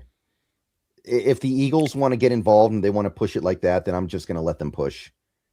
Can you see how the Eagles possibly, or a team like Cowboys, team like some team in the NFC that could suddenly get to that desperate point if he became available in that way, could do that? Yeah, I could see it. I will say the Eagles already got Grenard, though. I don't know if they would really want to go get another one, because they do have other guys, right? They got Nolan Smith. They got to pay Jalen Carter. They've got Nolan hasn't developed for him, and he had a down year along with injuries. And then they lost 2 guys this offseason in Jalen Phillips. I mean, all Grenard does is just fill in for the Jalen Phillips loss. They had to bring Brandon Graham off the bench last year because the edge group wasn't working well. Remember, they lost Josh Sweat to free agency 2 years ago. So there is a little bit of a need there. Yeah. Speaking of Josh Sweat, there's another guy who might be available. Actually, I forgot about that for a second. Would the Cardinals do it, man? I mean, I'd be open to doing it, but I'd wonder if the Cardinals would be willing to do it as far as within their own division. They might be so bad they don't even care. That's the thing, right? You actually have to feel like you're losing something, and I wonder about that too. Don't get me wrong, but I wonder if they'd be willing to do it, because they're like, dude, we're not going to be good for 3 years. Who cares? I think they would be smart to do so. It's the same point we made about Browns and where they need to be as a Cardinal organization. And I'll tell you what, the Cardinals, and talking to Mike and over there and some of those, they think they're closer than they are. They'd love to tell you that they're more in the ascending place than rebuilding. You just added a new coach, but you're somehow talking yourself into being an ascending team. How does that work? I don't get it. But to your point, you're in that state. You're in rebuild mode. It's all about identification. Rebuild equals draft picks. Rebuild equals draft picks. And with a guy like Josh Sweat, you didn't have to give up draft picks to get him. It was a freebie. You gave him a contract. You go get a second, third round pick back for him now. It's all bonus in your pocket. Do it. And I don't think they will. It's just not the Cardinal way. That's the thing, like that. Like, these dumb organizations just can't help themselves but to make the stupid decision. But I think it would be the right one for them. It just further leans them into a tank that they've already started as a process. And now they can ensure that they're going to be that number 1 overall pick to be able to get that best quarterback in the draft, which is going to be probably one of the stronger quarterback drafts that we've seen in the last couple of years. Just kind of seems like a no-brainer thing to do. Yeah. It's a dang 7th seed. It's the 7th seed, man. It's got all these teams thinking we could be the 7th seed, man. All we got to do is win like 8 games and we got a chance. I know. And it's why I developed that theory, is because I just realized that so many of these teams, Brendan, this is where they start with their mistake-making process. They get down the line and they misidentify this player, and they spend money on this guy when they shouldn't, and they make that trade when they don't. But then when you pull the thread all the way back to the source, you come to find it's because they started out thinking they're this, and they're actually that. And it's one that just it's an epidemic of an issue in football that you can go team by team and see this as a real problematic area that really causes problems, because it has long-term. It's not just a year-by-year thing. It's a thing that you make the mistake this year that then hurts you into future years. That contractual commitment kills us into future years. Those draft picks, it's like the Deshaun Watson deal with Cleveland. Draft picks and a fully guaranteed contract. And now I'm going to start year 2, 3 of the contract to put void years to try to still win now because we got to validate the deal. Wrong. Yeah. Incorrect. Yeah. And the NFL is probably going to add an 8th seed at some point too. So it's not going to get better. Yeah. Oh yeah. It's coming. Yeah. It's coming. Yeah. So I'd be willing to give up a lot for Crosby. I don't think I'd give up 2 firsts and a second. I can't go there. So if that is what it takes, then so be it. There are other things this team can do though. And some of them may not materialize until you get to the deadline, because right now every team is thinking about the Super Bowl. And by the time you get to the trade deadline, there are going to be quite a few teams that are not. One Market thing, opportunity. right. And one thing to note is that there was a lot of buzz. I think it was 2 days ago. The Seahawks were very, very close to a trade for Thibodeau, apparently, but the Giants wanted a 3rd round pick. The Seahawks wouldn't budge off a 4th round pick, so it didn't get done. I wonder if that gets done at some point over the next several months, where the Giants eventually say, fine, give me a 4th. And then we end up doing that. It's tough because I don't feel like Thibodeau's better than a free agent edge you could sign for no pick right now. Like, you could go get Clowney, you could go get Cam Jordan. Those guys would probably be just as good, but Thibodeau does have upside. Let's not forget he was a top 10 overall pick, and he did have 11.5 sacks a couple years ago. So there is a world where he becomes a really good player for you that you didn't have to give up a lot to get. So I'm not shutting it down, but I am a little bit wary of that one. That one makes me uncomfortable.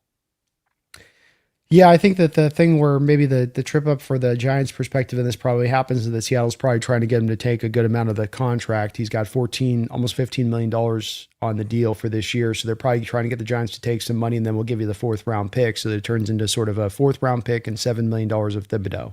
I think if John's doing this deal, that's probably how he's got this set up. I can't see on how he would have half of his cap space removed and then also give up a 4th round pick for Thibodeau. That just does not add up to me. He's on the last year of his deal. You talk about potential, that's great, but it's like he's a free agent after this year. I don't think you're going to have an intention of paying him he goes out and has an 8 or 9 sack year. You really want to pay this guy $25-30 million and trust that for then that? That just to me doesn't make a lot of sense. And to your point on this, I can go sign Jadeveon Clowney for $4 or $5 million and give up no draft compensation to do so. I don't see how that's not the better move to do at this point. And right. I hope they do it instead. I just think I haven't understood. There has been this fascination, it seems like, from the team to Thibodeau now for a little bit of time. I haven't understood it because he's not been that productive of a player, and he's not a guy that seems to fit mentally with the type of guys they want to bring in. I don't get, he seems the opposite of all about ball dude. And why bring that guy in then? You can have one of them. You just can't have 2, because then they start hanging out and then they cause trouble. You can have one though. Then they create their collective brand, and their marketing, their own YouTube channels and podcasts. Yeah, maybe they want to buy his crypto coin that he made a couple years ago. Remember, he was talking about that at the combine. That's right. Maybe they all want to buy in. And a rug puller above all else, Brendan. A rug puller above all else. Mm-hmm. Could you imagine if a player in the locker room of a team like rug pulled his teammates on a coin? That'd probably get a guy's job broke. If Gino gets punched for a lost poker bet, that one definitely gets a couple. Yeah, They get they'd be like a Few Good Men, where they give him the red code red. Code red, yeah. They put all the soaps and hit him with the soap. Right. A couple guys holding him down the locker room. It's great. It's great for Hard Knocks, though. Oh, that'd be a great scene in Hard Knocks. Yeah. Yeah. When the player's trying to knock the camera away. Look away. Get him away. This is team stuff. Team stuff. Yeah. I mean, look, there may not be a lot of interesting stuff at Hard Knocks for the Seahawks this year because McDonald keeps things on such an even keel. Got to find a way to drum something up. Makes sense. Yeah. You got to get the drama somehow or another. Yeah. Maybe we got to sign like Richie Incognito just for the offseason, just for Hard Knocks or something. He'd be fun. Mm-hmm. He'd keep it lively. Yeah, and one other note, after the Derick Hall deal, it is believed the Seahawks have about $25.5 million in cap space. The Witherspoon extension is probably going to take up like $9 to $10 million of that. And then you've got to think about stuff like practice squad and trade buffer. However, if you extend Leonard Williams, you're probably freeing up a little bit of cap space. So something to keep in mind. $500,000 of dead money So well, the cap space is important, and it's nice to have like you said, the $25.5 million you're sitting on is nice, and that you've got the money to do whatever you need to do with that. But because you have the $500,000 of dead money, beyond just Leonard Williams, you can go to a variety of different contracts on the books and leverage them out on base to bonus and create even more space instantaneously without even having to suffer any real future pain to any major degree. So Right. you also have a lot of ways to still be able to do whatever you want to do. Yeah, I'd be interested to know where players like Cooper Kupp and DeMarcus Lawrence are in thinking about retiring maybe next year. And if you feel like they're willing to come back for 2027, that might liberate you to push money out because you know they're going to be there. Whereas pushing money out means more dead money next year if they do retire. 100% agreed. That's where, and obviously there's always the point you can put into this where it's a couple, I mean, just even simply just taking, take Ernest Jones's $8 million and take $6 million of it and take it and avoid your money into 2028. That's not going to destroy you doing that. You've got the book set up pretty well. I mean, you can even do stuff like that to me where it's like easy peasy, and then you're good to go. So they have the least amount of dead money in the entire National Football League by a mighty sum. I mean, there's teams with $111 million, $80 million, $70, and you're $500,000 of dead money. So it can't be cleaner, the books right now, for them to be able to maximize it however they want to do so. It's just all about intentionality and how much they want to get aggressive in doing so. Mm-hmm. Right. Let's see here. We got a few more super chats. Dogzilla, thank you for the $2. If money is no consideration, who is a great get? I mean, the whole if money's no consideration thing, that's kind of tricky. I would say Brian Burns. Like, that would be my guy, but he's got that contract that makes things really difficult. Like, to me, that's the dude that could low key be an all pro for you. Yeah, I think Brian Burns is probably as good a one as any name that I could mention on this. I think that's good. Obviously, the Crosby one is one too. That there's a bit of the factor there. If we're just say draft compensating it isn't any deal. Hard part of this does come down to, again, Dogzilla, who's available and which teams have a guy that you like for a position that you could utilize. You know, there's teams out there like a team like the Dolphins that might be willing to, we're sell mode, we're tank mode. Don't got anybody that I really want on your team.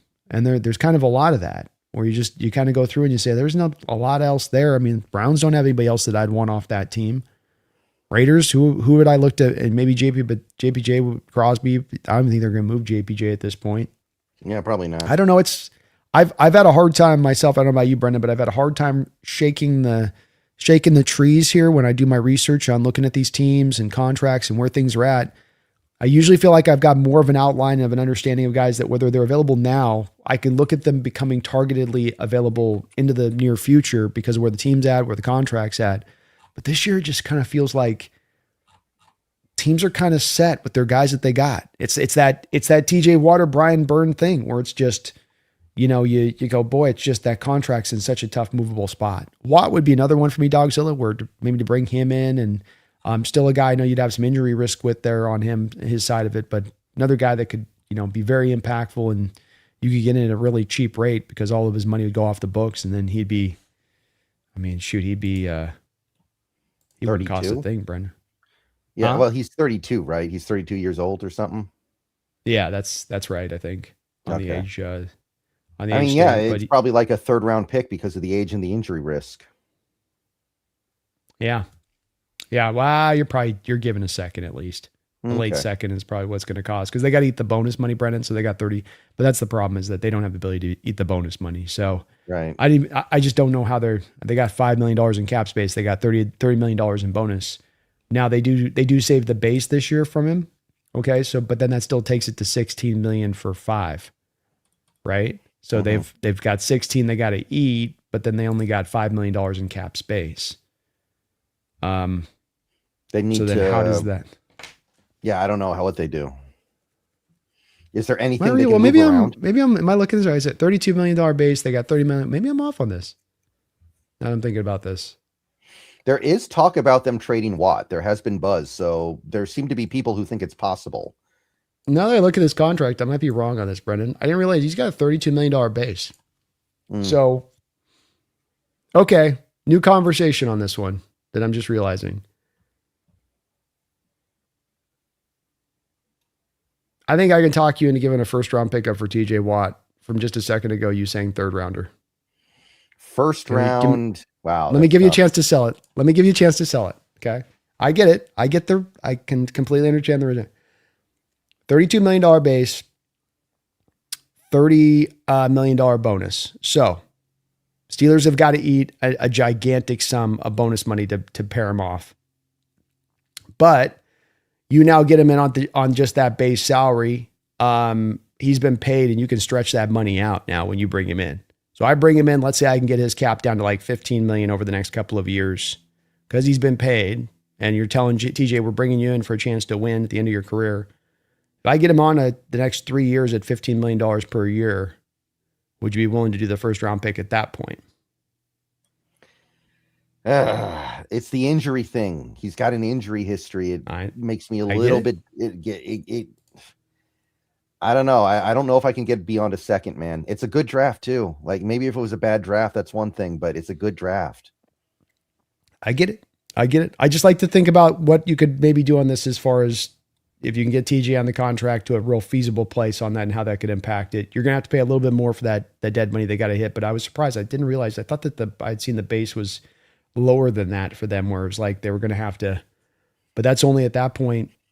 That means that they actually save technically $2 million by moving on from him because the base salary is at $32 million. So this year they would save $2 million. All right. We get to the trade deadline. Let's say the Colts have bottomed out. Nothing's worked. They're a bad team. What about a big trade for Liatu Latu? Would they maybe be willing to do something there?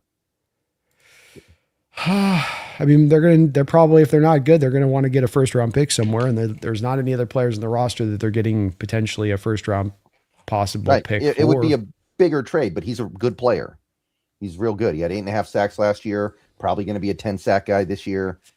That might be kind of the play to me because that guy has a little bit of upside. We're bringing him home. He used to play for Washington, by the way. So something to think about. Yeah, he's a bigger 6'5", 265 edge too. So he's a bigger guy that would fit to the model that McDonald likes. Good with his hands. So I'm open to that. He's not going to cost a lot. You don't have to pay him immediately, bringing him right in. I mean, he's due to be paid after this year, but you still have him under. Obviously, he'll have a 5th year option and 2 years of club control as well. And I think it's a valid point to raise because, again, the Colts are down the 2 first round picks with Ahmad Sauce Gardner. May need to be feeling impelled to have to go get some of that back a bit. That's the kind of sleeper thing that I'm keeping an eye on here. It requires a couple things to happen, right? The Colts need to be bad. The Colts need to feel like they need to get a first round pick back because they gave up that one to the Jets. But there's something there, man. He had 3 interceptions last year, by the way, which is kind of fun. Yeah, no, he's a good player. Liked him coming out a lot too. So, he's a guy that you could see coming out that he was going to be a really, really solid player. And he had a skill set that should work at the NFL level. Good dip, great hands.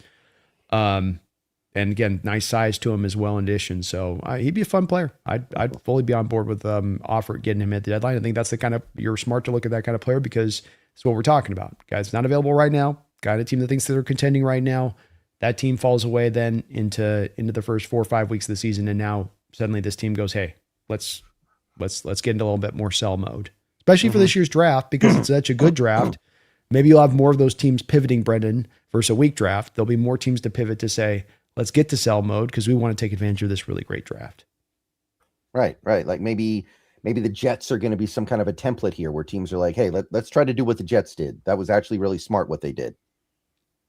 Yeah. I think so. I think that my theory on this has also been working a little bit, that we're moving into an era right now in the NFL where it's not as stark the parity, that it's not as much of that every team is all closely aligned to each other. That I think last year there was more of a differentiation, part of the reason that you won 14 games for the first time in franchise history. And I think that that's still going to exist this year. I think that the rich kind of get richer, the poor kind of get poorer, but then that maybe leads more teams into realizing they're further away than closer. And that misidentification, that doesn't happen as much. Having more teams operating in, get me the picks. Let me not get enamored with this player or fall in love with this guy. Let me realize where I'm at as a team, and I just need to get picks, which to your point, opens more of the door up now to get the more trades facilitated. Coda Dad, thank you for the 14 Canadian. Loved listening to you two, and great giving, better than you got, Brandon, on the round table. We get passionate over there, and I love the debates with Jake. He has a way of it at times with some of his takes of triggering me. He will. I ain't gonna lie, and then I've got to push down with two hands. But I love the discussion over there. I think it's a great debate about valuation, and as I said earlier on this, I think Coda Dad, this Byron Murphy situation is very much indicative of the Seattle Seahawks situation as a whole nationally. And that I think that pundits, I think that other teams' fans don't kind of understand why we were so good last year. They don't understand what makes us go. They kind of think of it as almost in a nature of randomness or flukiness or luck. I know Brendan's probably heard plenty of that in his comments from Ram fans that pop into his channel. It's over and over been said again, but it's not the truth of it. And within that, they're just getting lost as to why we're so good. And I think it gives us that much better chance to sustain because they're not unpacking it. They're not really trying to dissect what makes us so good. And it works in our favor. Yeah. And, that's just the fans, right? That's not the teams. But even with the teams, it's like, I think it was Verse actually was doing that interview after the season was over where he basically said something like, we thought we were just going to show up to Seattle and win in the NFC Championship game, and we were shocked that Darnold was playing so good. It's a very weird thing to say. I'm sure the coaches didn't appreciate that, by the way. No, but I think that the coaches kind of led with some of this. I think McVay's attitude was kind of this way, that there was a little bit of an arrogance involved in this whole situation.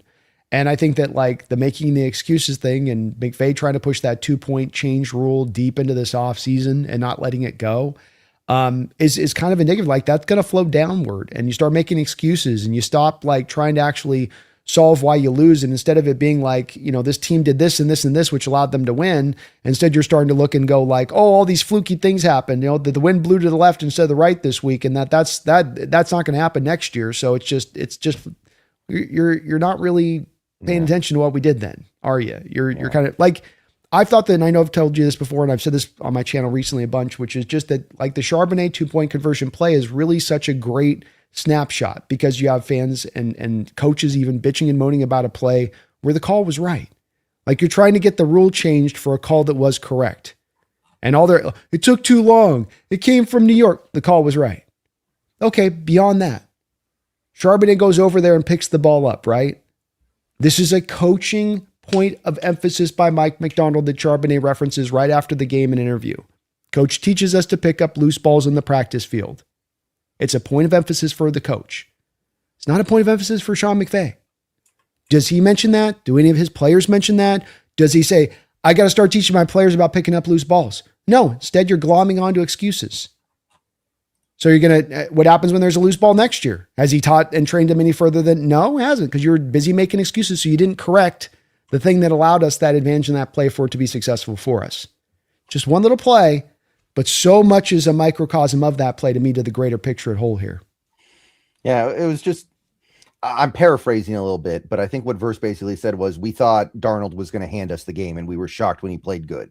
That's such a weird thing to say. I don't know where that comes from. It's arrogance. That's where I think it comes from. I think it's just that they're a little bit front runner out there and they're told their stuff don't stink. And the national media, kisses their butt left and right and tells them they're the greatest thing ever. And so it just starts to kind of like how they feel about everything. It's like, well, cool. You guys feel that way. That's not the pathway to a champion. It's just, we just show up and we just show up and then they're just going to fall apart. That's the way that works. No, you got to take it. You want championship, you better go take it.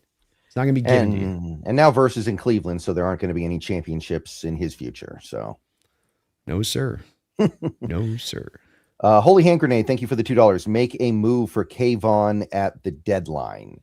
See, if you did it at the deadline, there would be less money, right? Because the Giants will have already paid some of his deal for 2026. And maybe it would be like nothing. Maybe it'd be like a 6th round pick because the Giants are just in fire sale mode and they're like, we'll take anything. Then it becomes pretty interesting, I think, because then he's like super motivated to go earn that next contract. He's like, I got 2 months on a good team. I want to get paid. Maybe that would make more sense than doing it now. Yeah, you're down to then half the contract, $7.5 million, exactly where I want to get to if I'm going to make the move for him. Where it's like, I can't do 14, I'll do 7.5. But I think that that's very valid in the way that it could play out that way. Part of why you wait for the deadline too is that you're less competition, less teams that are willing to offer this or that. You can get what you can get. That's pretty much it at that point. Right. And hey, we they got Harbaugh now. We got the Harbaugh Mike McDonald connection. We got those roots running through the rest of the league now. Maybe Harbaugh will be like, hey, I got to help my brother out. Well, and I do think that Kayvon's kind of the antithesis of a Harbaugh-like player, right? Doesn't exactly fit from the prototype of what he's going to tend to want to see in a defensive edge. Yeah, that's probably true. That's probably the case as well. A lot of things on that Giants team that I don't think Harbaugh's too thrilled with, that he's going to be looking to purge ASAP. Yeah, I agree. I think they're in a bit of a turn. They're going to have some turning around to do there, I think, for some time. Holy Hand Grenade, thank you for the $2. 16-point win isn't a fluke. Rams fans? What's the 16-point win? I'm not sure what the 16-point win is supposed to be. 16-point wins isn't a fluke. Ram fans. I mean, we beat the Niners by, we beat the Rams by 1 point and 4 points last year. They beat us by 2. So I don't know what the 16-point win is supposed to be. Oh, Super Bowl. Oh, Super Bowl. Yes. Okay. Thank you, HSG. I haven't seen any Rams fans say that game was a fluke, though. Like, I think that Rams fans understood that whoever the AFC produced was not serious competition, which is why losing the NFC title game sucks so bad, because that was the Super Bowl. Yeah, I think that the fluke thing and all that with the winning the Super Bowl as well as we did, and it's been the unfortunate part with this luck and fluke thing just beyond Ram fans that it's gotten to now infect the national audience, is that my biggest problem with it comes, Brendan, is that what we did last year was the opposite of luck and fluke. Mm-hmm. Like you had to win your division twice. You had to play by DVOA standards. You were the 11th best team in National Football League history. Like, the conference championship game was the most competitive championship game by DVOA standards in NFL history. These are markers that should have you leaning the complete opposite way of fluke, but saying that you guys had to win it and had to thoroughly win it. You had to double win it. And instead they're going this other direction with it, which does make it a little bit infuriating, because you're kind of not getting credit for the tough path you had to walk to go get the job done. Yeah, and even if the Charbonnet play is a fluke, which on some level it kind of is, I don't mind admitting that. On some level it is kind of a fluke, but that play is one part of a very big picture here, and it's a pretty small part. There's so much more stuff that happened beyond just the one Charbonnet play. Even if you want to talk about that, which I still think is kind of silly, because, the NFL has fluke plays all the time. Like, the greatest play in NFL history has been for over 50 years now, the Immaculate Reception. That play's a huge fluke. The Holy Roller is a fluke. The helmet catch is a fluke. Most of these great plays in NFL history are flukes. So it's not like that's the first time there's ever been a fluke play in the NFL. Yeah. And fluke and a single play doesn't determine a football game. The 119 other plays in the game determine the football game. Right. And there was a rematch anyway, right? And that was we led almost that whole game. The Rams took a lead for like 70 seconds in that game. We led for about 55 minutes. Yeah, it's where that's that separation where the more you played them, the better you seem to kind of understand them more and more, and bit by bit as the year went on. And yeah, it's where it gets hard to play that fluke card when it's like you're separating, not you guys are getting closer. Not that we were even Steven and everything. And like, yeah, the games got close down the line, but let's unpack each of one of these individual games and what brought them about. Mm-hmm. Kyle, thank you for the $1.99. Coach AD getting a head coaching job next year, more comp picks. Yeah, that's true. Although there's been a lot of confusion about how it works because of the Nolan Teasley thing. Where do the picks stack? Do the picks get pushed out? Do we lose one of the picks and only get one pick for Dirty, I think is actually how you pronounce it. I can never remember. But there's a lot of confusion. I feel like nobody really knows what we're actually going to get if Dirty gets hired next offseason. My understanding is that they can stack. I believe it's happened where it's been stacked, because the Niners, I believe, had 2 in one off season that went at one point. So Yeah, you absolutely can stack. You'd have 2 third-round picks in the next year's draft, or I don't know if it's next year's draft, would be the year after. I forget. It'd be 2028. We'd have the two thirds, because it'd be not this next year's draft, but the year after. So Yeah, possible well, with that one. Yeah, yeah, and I do think that if we have a good defense this year, which we will, almost certainly, Aiden Dirty will get a head coaching job unless there are just like no openings. Maybe there will be like 2 openings or something. Maybe he doesn't get in then, but otherwise, it's his turn. I mean, I think it should be. I don't think that it's not that he shouldn't get the look. The tough part for him that becomes you're not technically calling the plays. Mike is. And as Sure. we've seen with the offensive side of the ball at times, this can sometimes be a little bit of an impediment to getting guys the head coaching job. So it should. I'm not disagreeing with you, but that can be a little bit of the factor that, kind of pushes this out. But with that said, it's not like there's a ton of like bright coaches out there on the open market. And we saw this last year. 9 coaches, I think, got let go. So it's almost to the point now where like a third of the league's being moved on from every single year. That's going to help him out big time.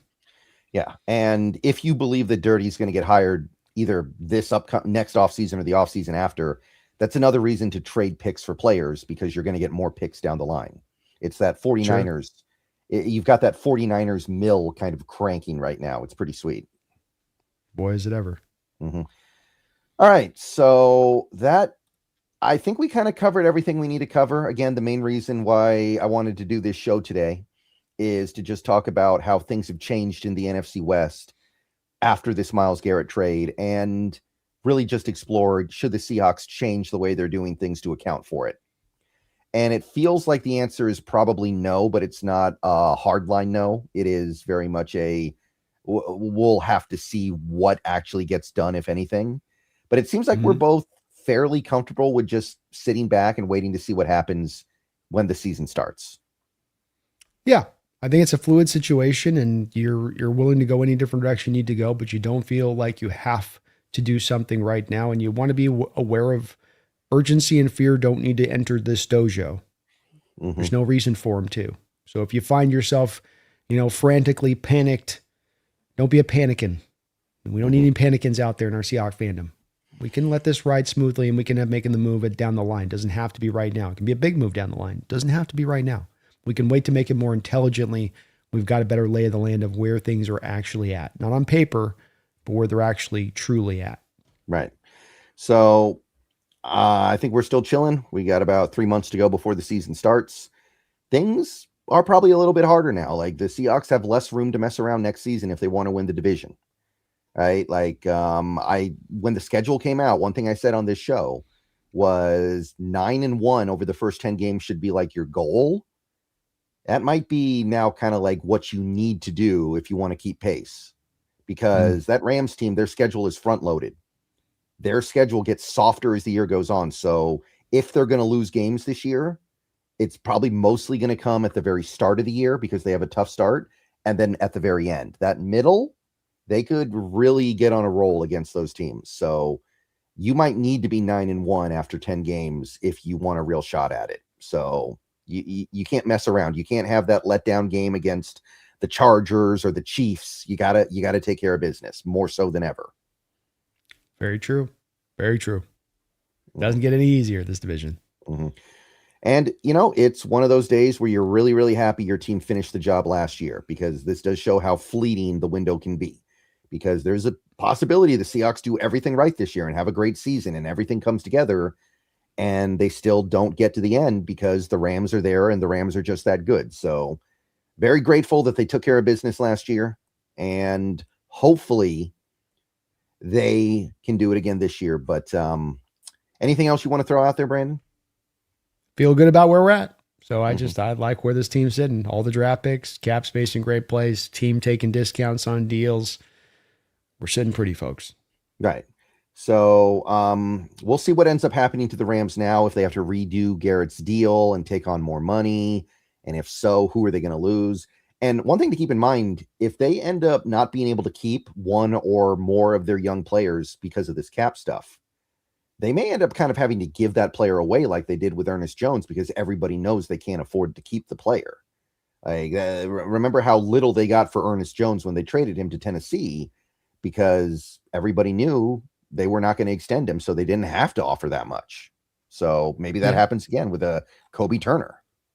Well, especially if they've got to trade him here before the season, if these deals get pushed one way or the other. So you're not getting max compensation at this time of year. That's kind of the point of making these trades at this point, is that you're taking usually less if you're moving the guy.